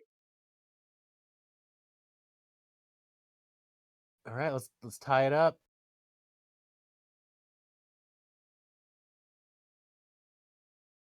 DM, what do we think? What's going on? I don't know. I'm waiting for you guys to act. So you got I'm rope tied acting. around you. I'm acting my head off right now. All right, so you go in the room. Yeah, the rope is going around my, it's being hooked nicely to my belt, and I'm And gonna I've got step the into other the end of it. room. Yep, And Shari's you got the other end of it. are just free floating. And I'm free. Okay. They're flying Kozik like a kite. Yeah, like I'm a balloon on a tether. Well, do I see anything in there? Give me a perception. Can you breathe in there? I seem to be able to. I seem to be able to. I'm calling back. I just picture Kozik just swimming, like doing a swimming motion to move around. Yeah, I don't know if I can move around by myself, but I'm out in there, I guess. Yep, so give me a perception.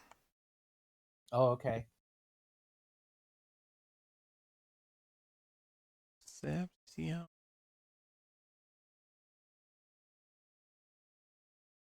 Boom. That's a persuasion. Oh, is it? Well, that's good enough, right? There Trying to it is. get trying to get Vel to come back. Yeah, I think that tracks. Come on back. All right. So you're calling out, calling out. You don't really see where you went because it is, after all, the vastness of space, and there is a lot of space. And you probably surmise that maybe it wouldn't necessarily be the wisest thing to just kind of go flying off into it without, some marker maybe. But that's what Veldrin's done. Correct. Hmm. Well, I kind of I guess I don't see anything.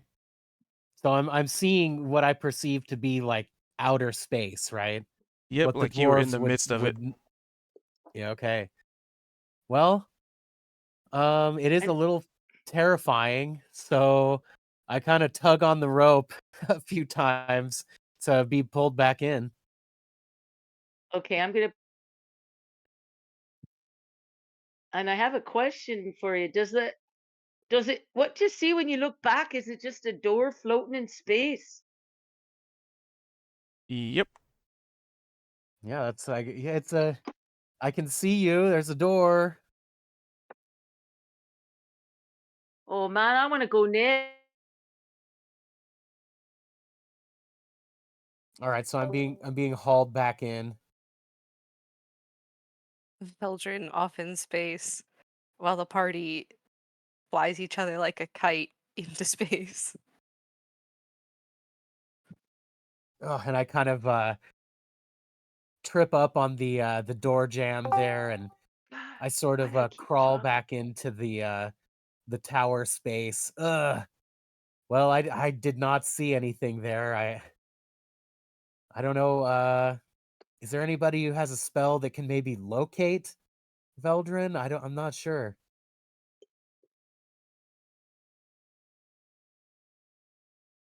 That's a good idea.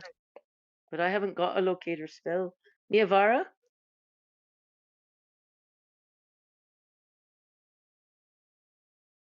Niavara.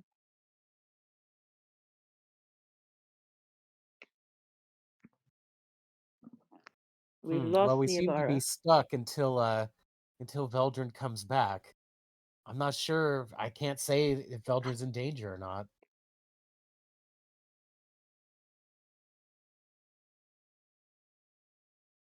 So I What? feel like it's easy to go out there and get lost, but I believe we are still able to become gaseous, if that helps in this predicament. Oh, right. Oh, Hmm. that's brilliant, Zed. That's brilliant, that is. Well, before that, if we surmise Oh that this no. is a sort of illusory sort of effect, what if I attempt to dispel the magic effect? Maybe then Veldrin will just be in the middle of this cell. Oh, that's interesting too. Right? You guys are Yeah. brilliant. Or it could trap Veldrin wherever he is and he'll never return. I'm not sure. Another potential concern is I don't think all of us have been in one of these rooms at the same time. And it'd be a shame if the door shut and then we didn't know where to go to leave. That is also true. Yeah, that would be a shame. Uh, I'm gonna I'm gonna surprise you all and say let's get in our cloud forms and go for it. I'm just fascinated by this vast empty space. Well, I Is this volunteer to stay here with the open door then. is this Zed? Is this the astral sea that you flew around in? Is this what it looks like? Yeah, well, when I was having dreams about it, yeah. Oh, I thought your ship flew on the astral sea. Oh no, you were on a ship in the ocean. Aye. Well, it's just something. It just grabs me.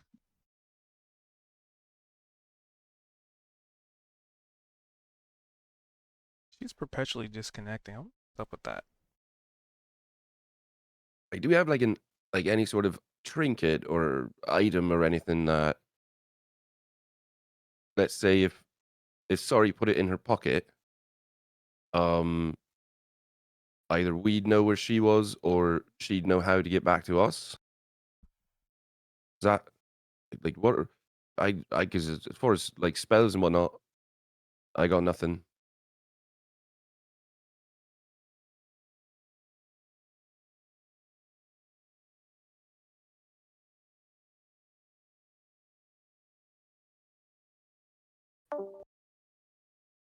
I could try and conjure up my raven again, but that'd take me an hour of sitting here.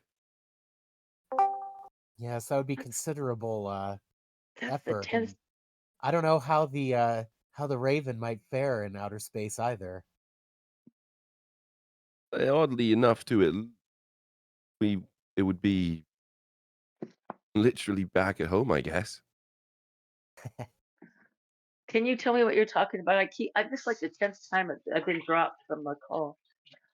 What Oh, were you Zed was talking saying about? that he could sit around for an hour and conjure up the raven again, but it's just I think it's we're sitting here kind of grasping at straws, wondering what to do.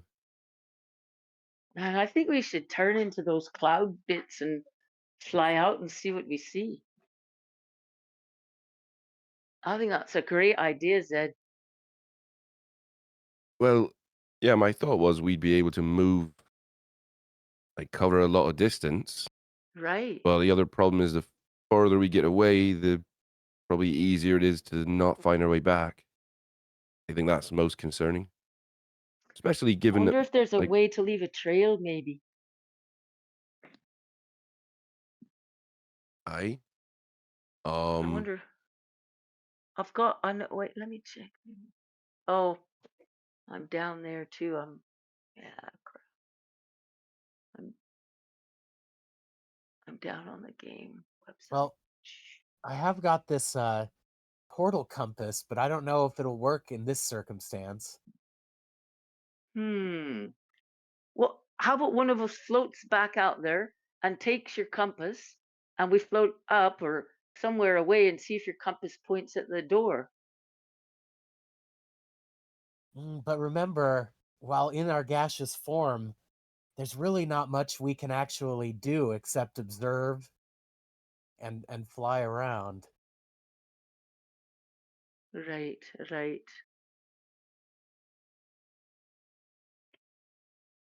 But we So could to at read a least compass wouldn't be easy. well, right, but our stuff all came with us before, right? So I guess we'd have to land somewhere to hmm. Right, these are yeah, right.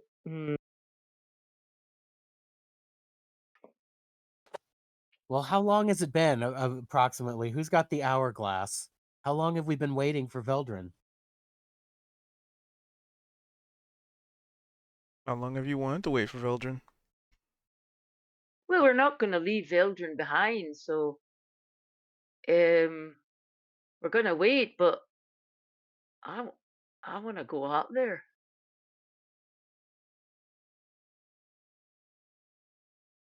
You certainly can. We'll wait here. You still can transform into a cloud and then transform back if you wish.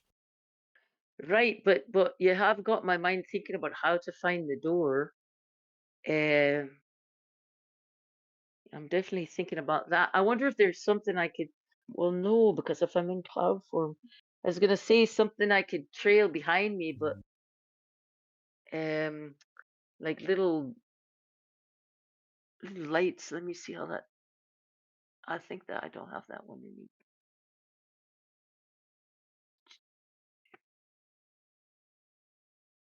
Hmm. Little lights among all the lights. Yeah, right. I have We that could do a that short image. rest and then You know in the we could do Lord a of the short Rings where rest and they then see if he comes back. right. I have this image of when in the Lord of the Rings when they light the tower between Rohan and the White City, and Right. they light the tower, and then like however many miles later, a tower on another mountaintop gets lit, and on and on and on. I was thinking of like something like that, like when you get to the one light, you can see the next light, and then see the next light, and it's a unique light, so you'd know it was your light. Hmm. But my all the stuff I have won't do. Let's see. No, it only lasts a minute. That won't work. Nope. Okay. The astral sea is vast. Well, I wish Neovar would wake up so we could. We've got decisions. So, okay, how about a couple of us head out? Oh, damn! You've got me worried now with that finding the door again. That's a worry. That's a concern.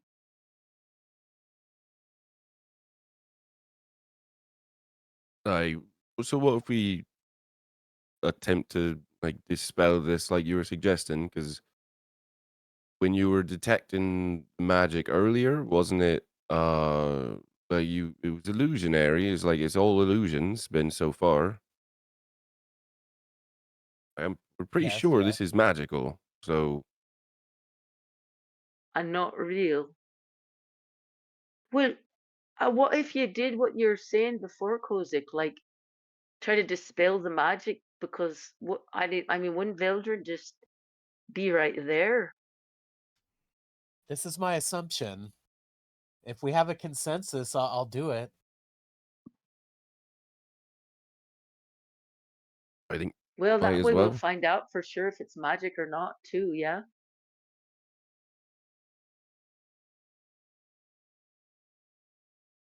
Well, okay, I can definitely. So you can give me an Arcana check.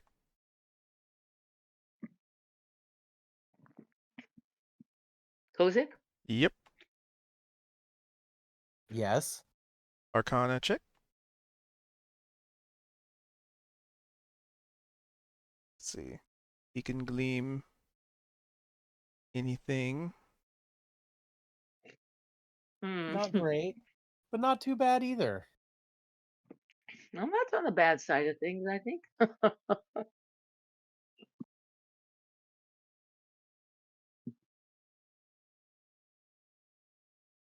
All right. So detect magic. Yep, there's definitely illusion on the doorway. Well, I'm certainly sensing the energy of illusion here, so I'm happy to try and dispel this. Should I give it a try?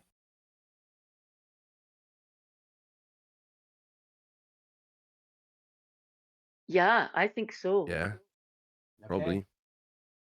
I am I mean, going because Veldrin's not, I mean, Veldrin's not going to disappear if you make the illusion disappear. I would think not. Oh, should we be worried about this? Here. It might help Veldrin get back though, because Veldrin might be unsure about how to get back as well. And here we go.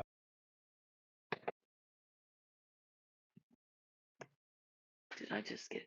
Are you guys there? Yes, we're here. Dispel Okay, good, good. magic. I concentrate my energies and try to force the magic to end. So give me a caster level check for.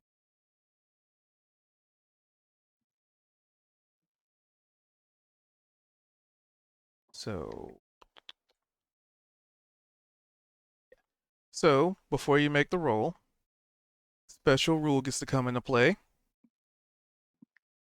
You can either choose to guarantee that you succeed on this roll,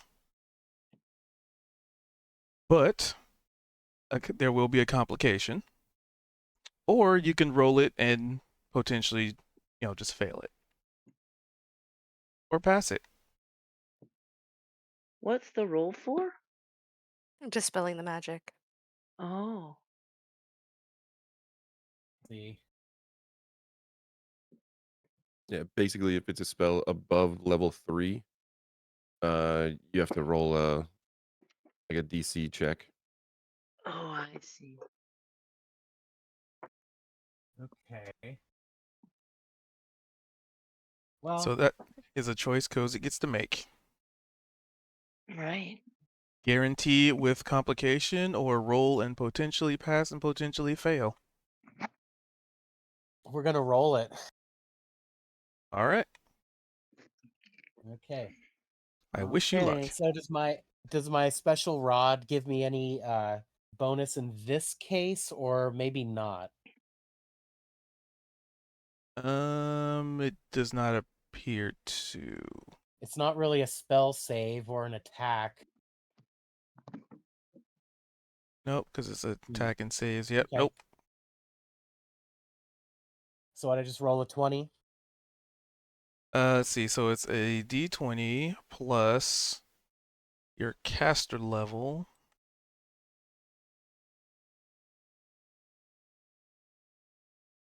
Interesting. That doesn't say how you're supposed to roll that anymore. Ouch, that doesn't seem great. Oh dear. No, it does Do you have not. a?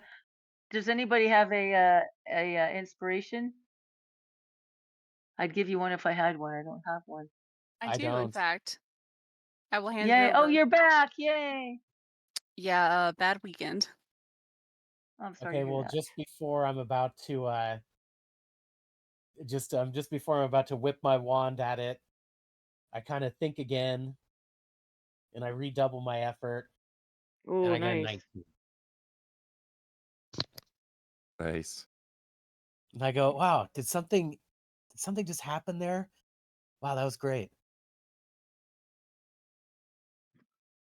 Okay. Maybe it was the so Dark Lady. Something like that. 10 plus spells level. Are you up on what we're doing, Niavara? No. Caster level's Because more than that. Everyone, casting dispel magic to see if the illusion of space disappears and Veldrin is like back with us, because we have no idea where Veldrin is and it's been a while. Oh.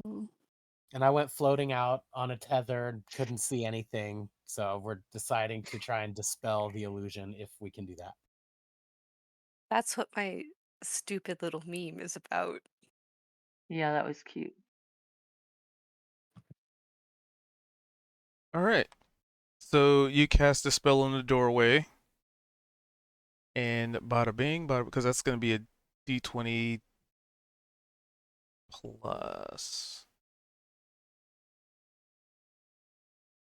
Is that the old dispel magic or new? That's odd. Look something up real quick.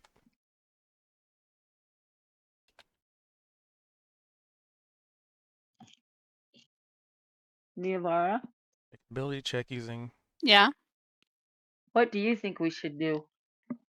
We were talking about should we just turn Focus. into clouds and go out there and try to find Veldrin, but then we thought, oh, we wouldn't be able to find our way back to the door, and then Ability I thought I check. just And dispelled then- it or it didn't do anything.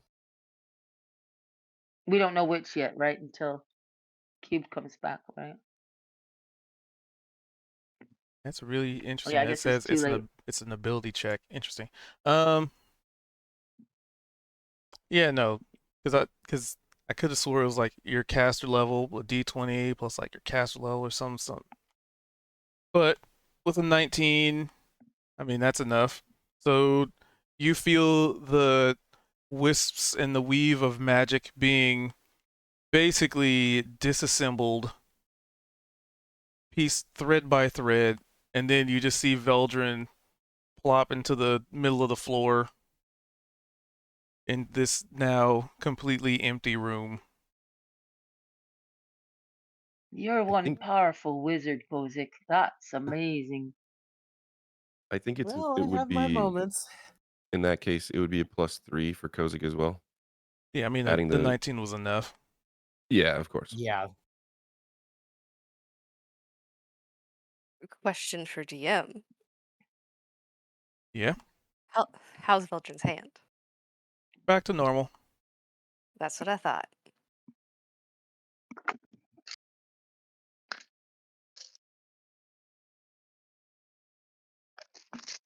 Well, that's certainly very strange. She's sort of like peering around, sorry, shoulder. Veldrin, are you okay? What happened to you? So, while I was in there, I encountered Uthagaroth again. And I was able to communicate with it and got the name the Eternal Feast. And then I met a construct named Franklin, but I don't quite know what I was supposed to learn from that. And then now I'm here. It sounds like a familiar pattern to me. In what way? The not knowing what any of it means, but encountering profound deities, strange philosophies and effects, but I don't know what it means. Don't know what it means. Yet. I do plan on finding out.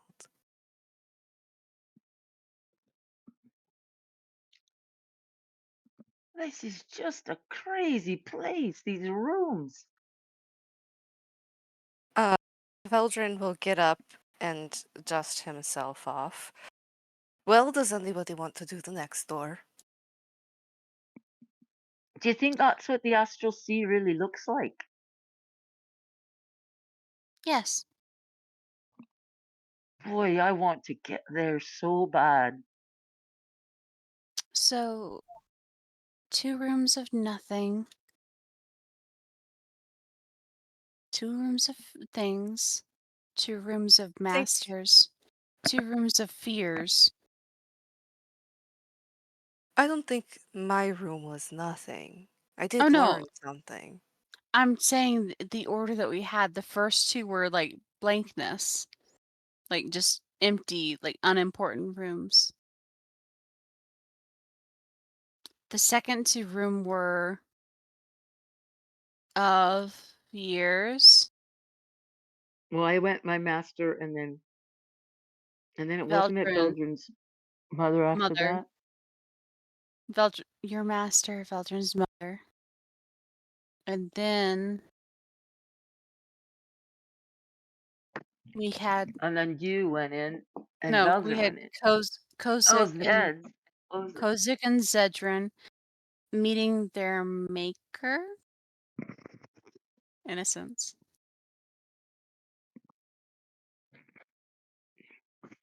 And then 2 experiences about the present in my room and Veldrin's room. If you call it that. Unsettling experiences. Although, what would be your connection to the astral? My circle is the stars. I see.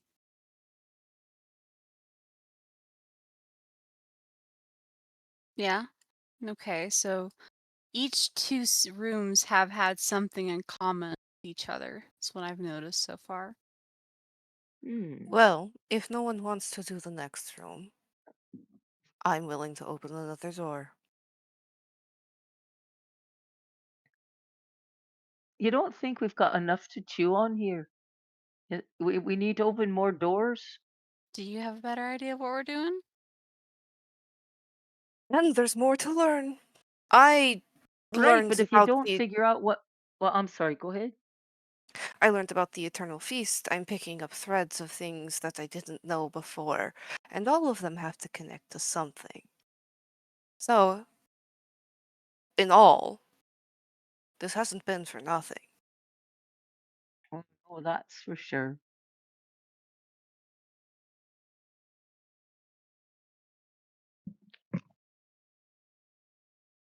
Well, I I suppose if guess I you're just ready to venture off into another room, I mean, there are more rooms to be had, aren't there? oh, there are. But see, we've done 8 so far, so there's 3 more.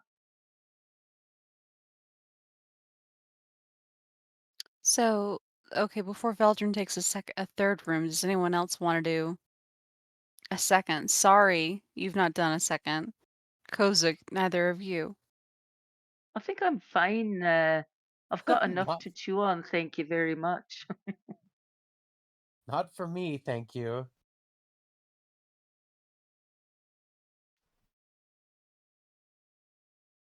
Belgium's gonna Zed? go do it. Yeah, does Zed want to do it? A third? I don't mind. Whatever y'all think. So Veldrin takes it, I guess. Okay.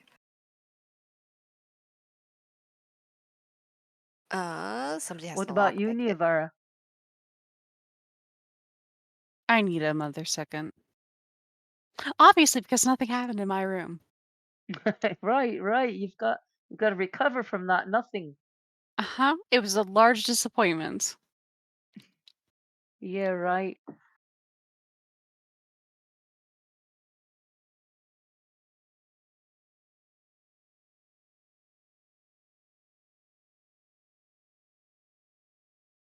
Nice. Yep, that's enough. Kozik's in the way, but there's Veldrin inside the room. What's in here? So room 9. Room 9 is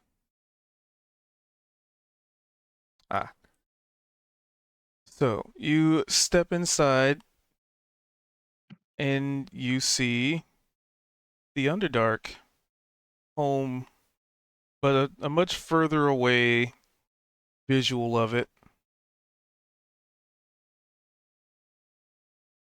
Mhm. Like, is it of his house, of the town he lived in? Like, what is this The city, visual? The city. in all of its glory, except very empty, Empty. quiet, still, no movement, no life, Mm. no dark lights. There's nobody there. Wow. He will start walking through the city, or walking towards it, I suppose.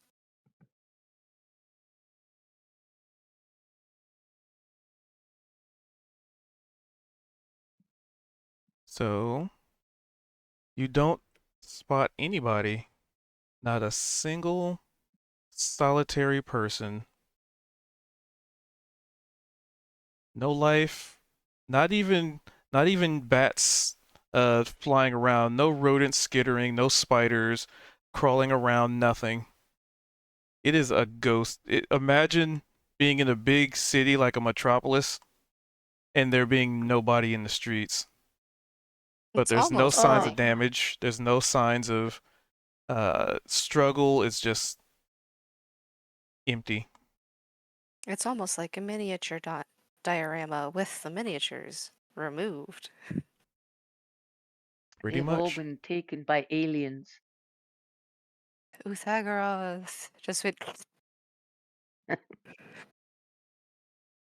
Um, he's going to, like, because everything's just in total darkness, he'd be able to those.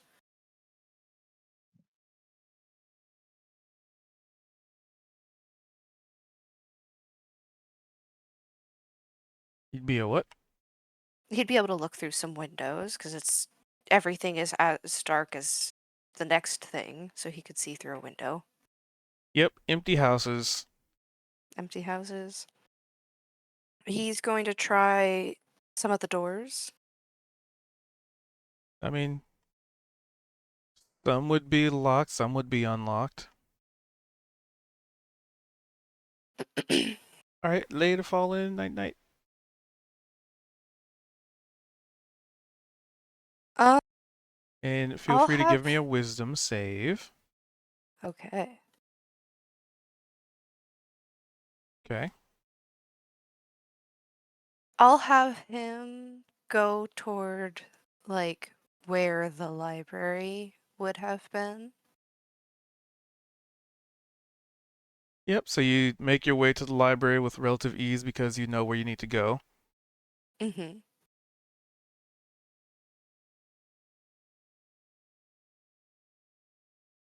I mean, you get there. Yeah, what does he see? The building. Are you going inside of it or just going to the building? He'll go inside.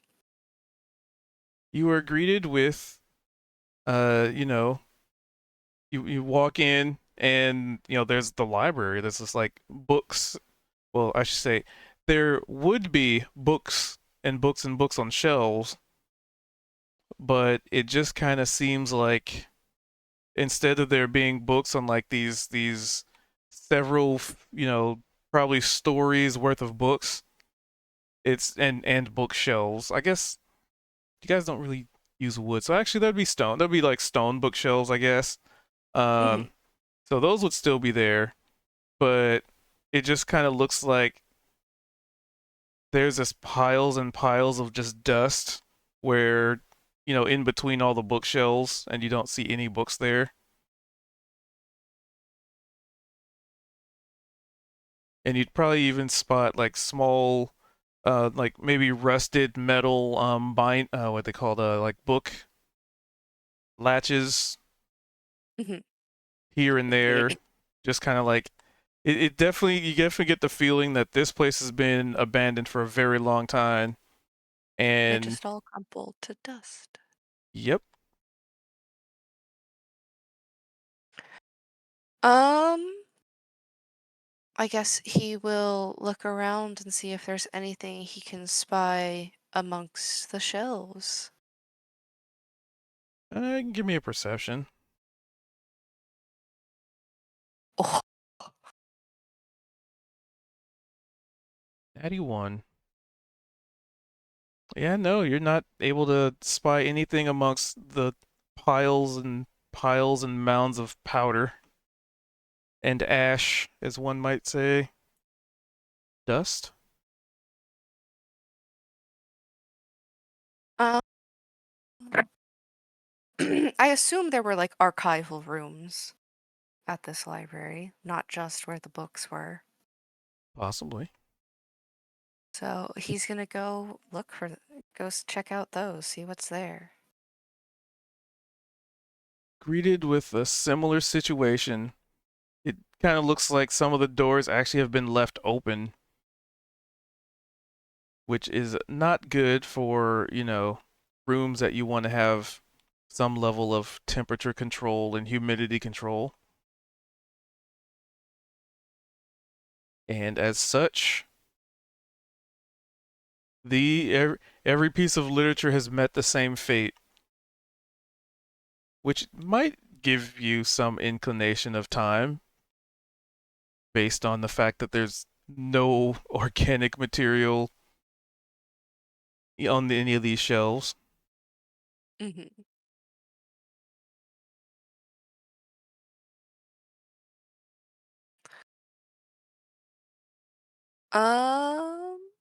He will check, like, I guess some of the rooms where the doors have been closed or have remained closed. Mm-hmm. Those books also would have been decayed. Ashes to ashes, knowledge to dust. Well, Especially on the he's net going one. home. That's just so sad. He's going home. He wants to see what's there. So back to the homestead of the Myval, and Neavara peeking in, ever so curious. Yep. I'm assuming it's not like 1-to-1 sized. No. In which case, That's a city you remember. Veldrin's currently making his way through the city that they grew up in, but the entire thing is pitch black. Cold and lifeless.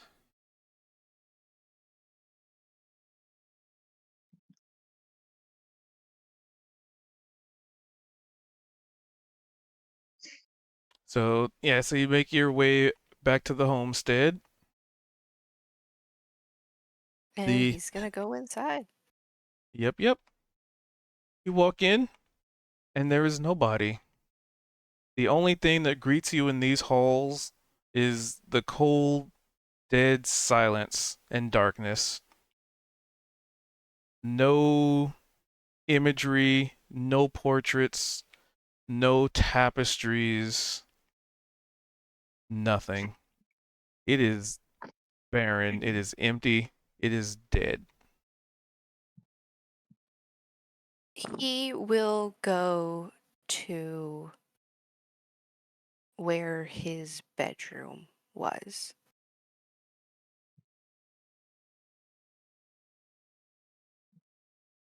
So, to where his bedroom would have been, it is just a big empty room.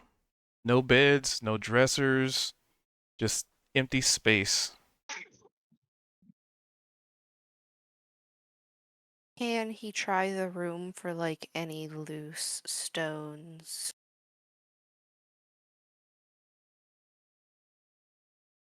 Yeah, you can always try. Yeah. What should I roll? Investigation, I suppose. Okay. Yeah, no loose stones here.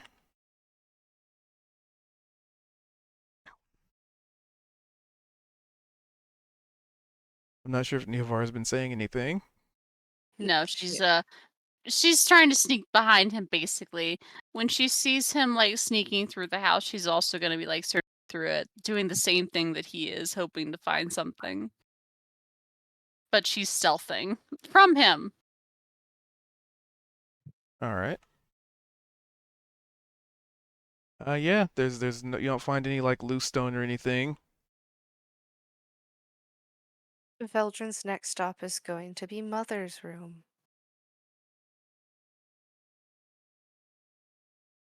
So you make your way to basically the effective throne room, and it is, well, let's see. So your mother's bedroom or like the kind of like Her bedroom. bedroom? Okay. Yeah, Yeah. that would be empty. Okay. He's gonna check that one for anything as well. Another All right. investigation. Yep.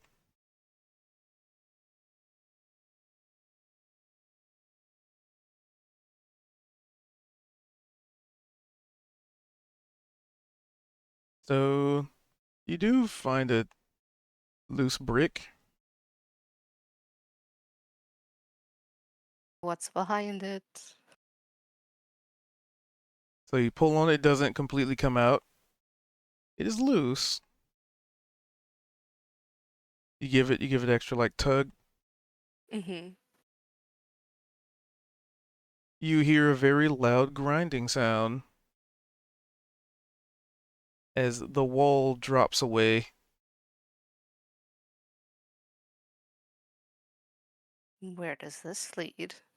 A spiral staircase down that you can't really see.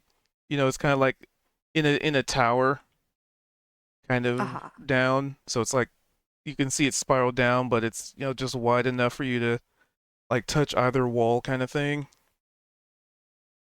He's gonna go down it. You walk down, spiral staircase. Neavara follows. Heart in her throat. And down here, there are things down here. Things possibly of value. You know, vases, a couple of statues of Lolth.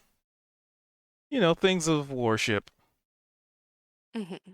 And in this point, kind of seems like either like a treasury or a throne room that they've put a bunch of stuff in.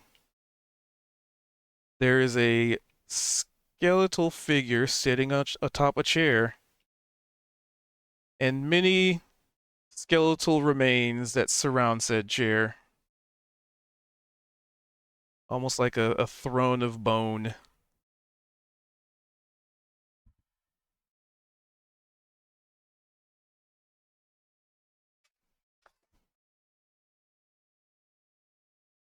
Veldrin will approach the chair.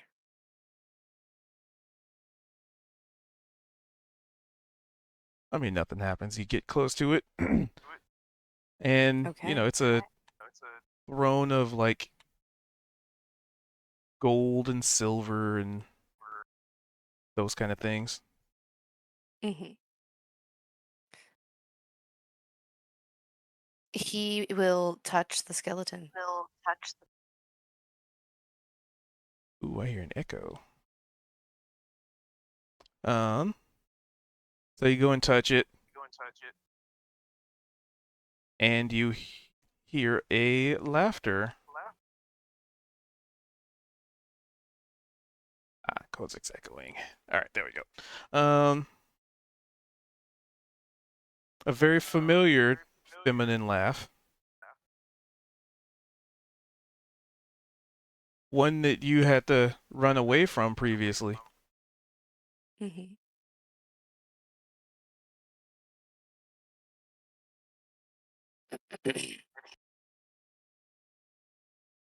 But that's it. It just echoes through the chamber. Is all you're going to do is laugh. Oh, no, no. And you see a dagger get lodged into like the floor in front of you from somewhere from the darkness. He will pick up the dagger.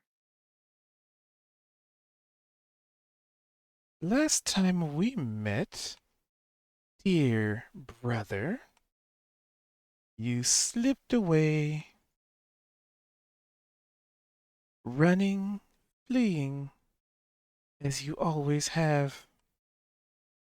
Oh. That's not how I would characterize it, but I suppose from a certain point of view it could be that way. That's often how the unloyal and cowardly would characterize it, as you would. Unloyal, sure. Cowardly, no. Hmm. I'd say killing a child is pretty cowardly. Is this Niavara's twin or another sister? It has not been revealed yet. Sorry. But killing a child is something that could be leveled at any Myval.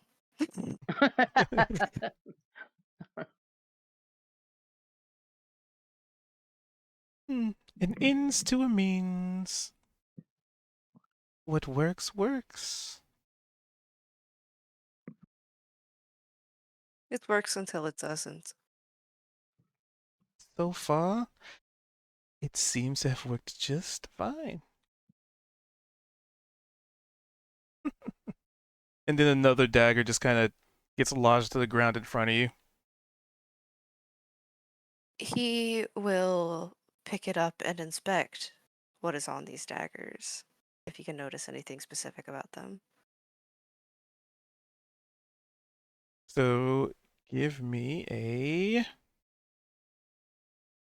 religion. They were mother's, but they can be yours. After all, it's not like she needs them anymore. The hag in her throne.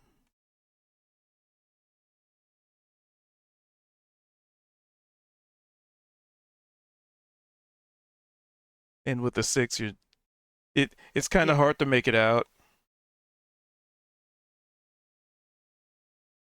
It's so ornate that, it's very difficult to nail down the It's like, intent of it. yeah, it's like you're trying to discern the logo of certain metal bands. Um,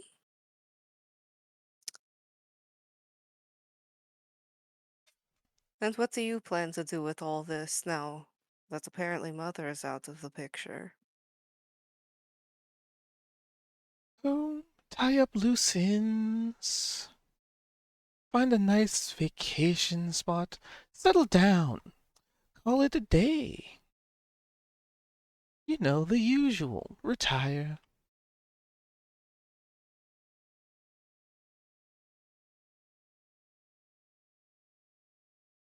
And by loose ends, I think you mean Niyohara and me, Oh, amongst other things. I would never suggest such a thing. But since you have, I guess I could. And you hear an arrow just get lodged into one of the skulls next to you. Where are all of these coming from? They Like, seem to is be it in the coming same from. direction? No, Mhm. they are not.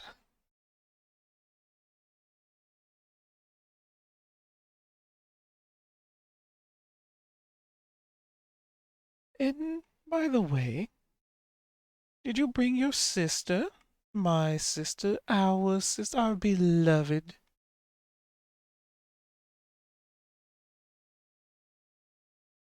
That would make this so much easier for me and very quick and painless for you. I did not ask her to come, but it seems like she chose to anyway. You wait, how did you see her? That's something that the sister is saying. The sister was asking you if you'd brought her. Yeah, Yeah. and he was saying no, but it appears she's followed if she's being Right. How does asked he know? about. Because she was asked about. She said the sister said, "Did you bring her?" And he says, "No, but it appears she's followed me." Right. How does it appear to Veldrin that she followed? Because she's being asked about. He entered the room alone. Yeah, he could just be being asked about her spontaneously. Okay. Doesn't sound like it, but okay. Um,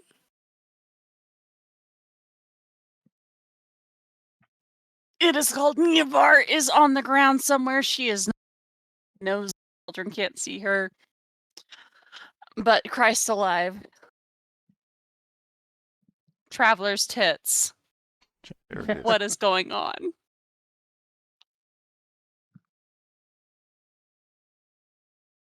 Unfortunate. Well, I guess I'll have to settle for one of you.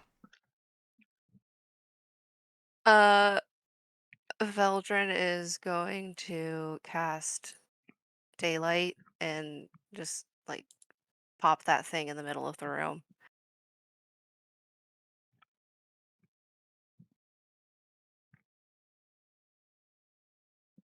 Let's see, 60-foot radius. So this room is just lit. Yep. Suddenly it gets very bright.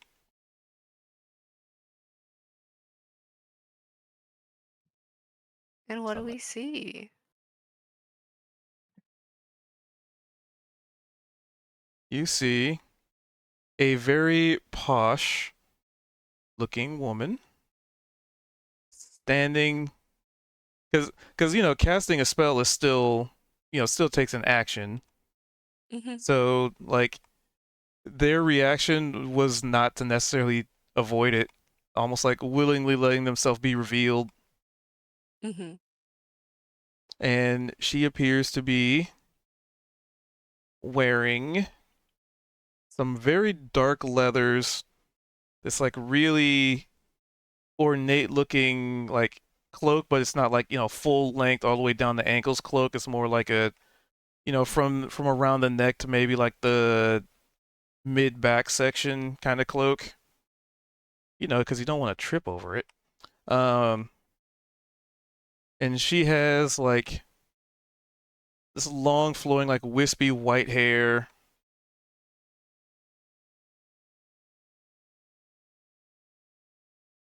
and very much akin to Niavara.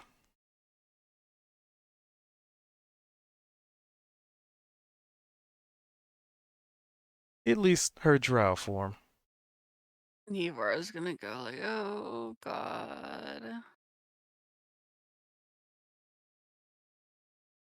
It's not real, it's not real, it's not real, it's not real. So, how would you prefer we do this time? Are you going to just run away, or are you going to let it happen like it should?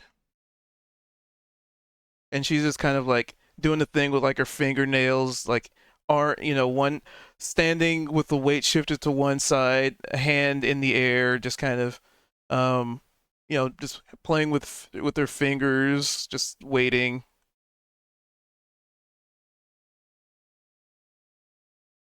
Frankly, I'm not afraid of what you are going to do here in this room. In the last one, I had my hand bit off by some creature that I found in the astral sea. So, what's the worst my sister can actually do? Oh, dear brother. I think you greatly misunderstand what real pain is. Try I can me. show you. Try me.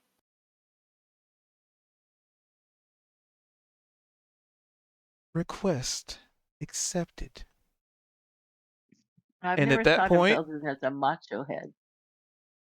Veldrin before this was a paladin, yeah. so Oh, okay, okay. That makes sense. Thank you. Yep, and as she says that, you see her grab a dagger in, like, in between her fingers and just kind of twirls it with, a certain dexterity that is almost uncanny. Well, unlike Mother, I can let you suffer for a very long time, just as they did to me. Prepare yourself, and she smirks and takes up like this posture that she's gonna lunge at you. And at that point, we hit our 3-hour mark. Oh, wow. Oh, awesome. I was also going to say, I cast Uno, shut the fuck up.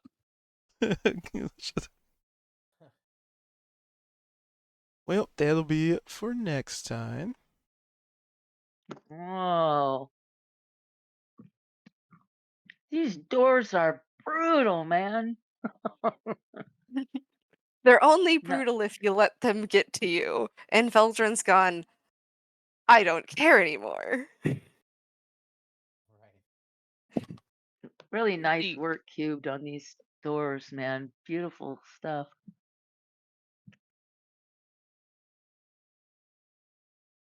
Yep, and I was like, man, I hope they're not gonna get bored, because it's not really, for the most part, these weren't really combat-oriented encounters. Oh yeah, but this is just as fun to me. Like it's so creative. Combat can get boring. It's fun to think about too, just the fact of we could have left the tower Right. before we opened a single door. We, got all the way to the bottom, found this like figurine, and I'm pretty sure I think Belle at least walked out the front door Yeah, or he did like look floated outside. out, and like so we were like almost just out of there. And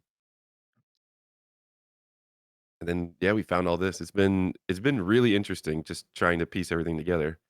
Yeah. Right, and like how affected the characters should be, or like in character would they be? It's like it's interesting, yeah. Like right now, what's going Yeah, I on like it. with Feldrin is he's like, I just had Uthageroth bite my hand off and it didn't matter. So try your worst. it's Yeah, lots Zed of Right. fun. Zed thinks this is all fake, but there's something causing all of this.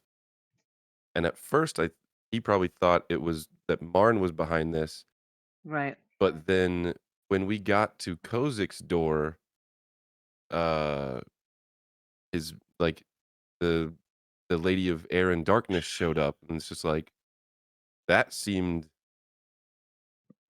you know, illusionary, but like she was potentially in control of it, or whoever's in control of these illusions knows quite a lot about all of our All of us. characters. Yeah, Yeah. something quite bigger that knows all of us.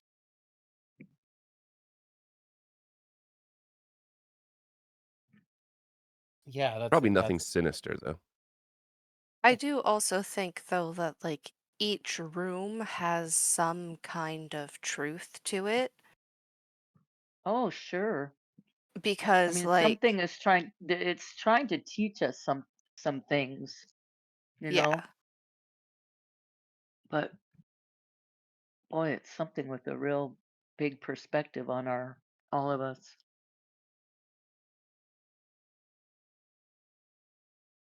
Very Very cool. interesting. Yeah.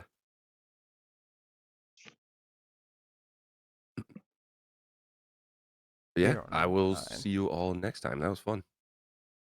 Yeah. Yeah, right on. See you next week. See you next week. Okay. See you guys next week. Bye.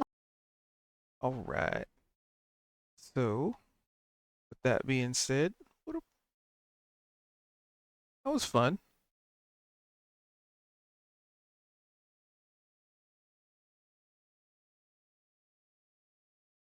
But yeah, that was fun. It was you know, there's a lot of rooms with a lot of stuff going on, so I was like, is combat gonna be? Are they gonna get bored without combat? But I'm also trying to properly and organically sprinkle in, good bits of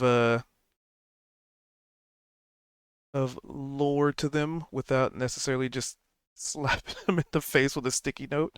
But also seeing how they interpret some of these messages is also pretty interesting.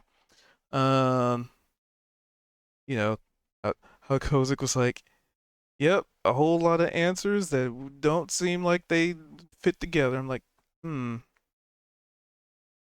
maybe I'm not conveying it. maybe I need to rethink the approach. But that's the case when you kind of know the story in a sense. But yeah, I might see how to readjust that to make certain things make more sense, or just keep at it and kind of hope down the line it'll all make sense to them. We'll see. We'll see. Anyway, just a little DM. I guess not really Q&A, but DM stuff. So with that, thank you guys for hanging out. Thanks for watching. Appreciate you. And for those of you on the Yubles Tubles, as per usual, the usual. We do this every Tuesday at 7:40 Pacific. Do that first. Yeah, 7:40 Pacific, give or take. People getting in and sitting down and getting in the mindset set.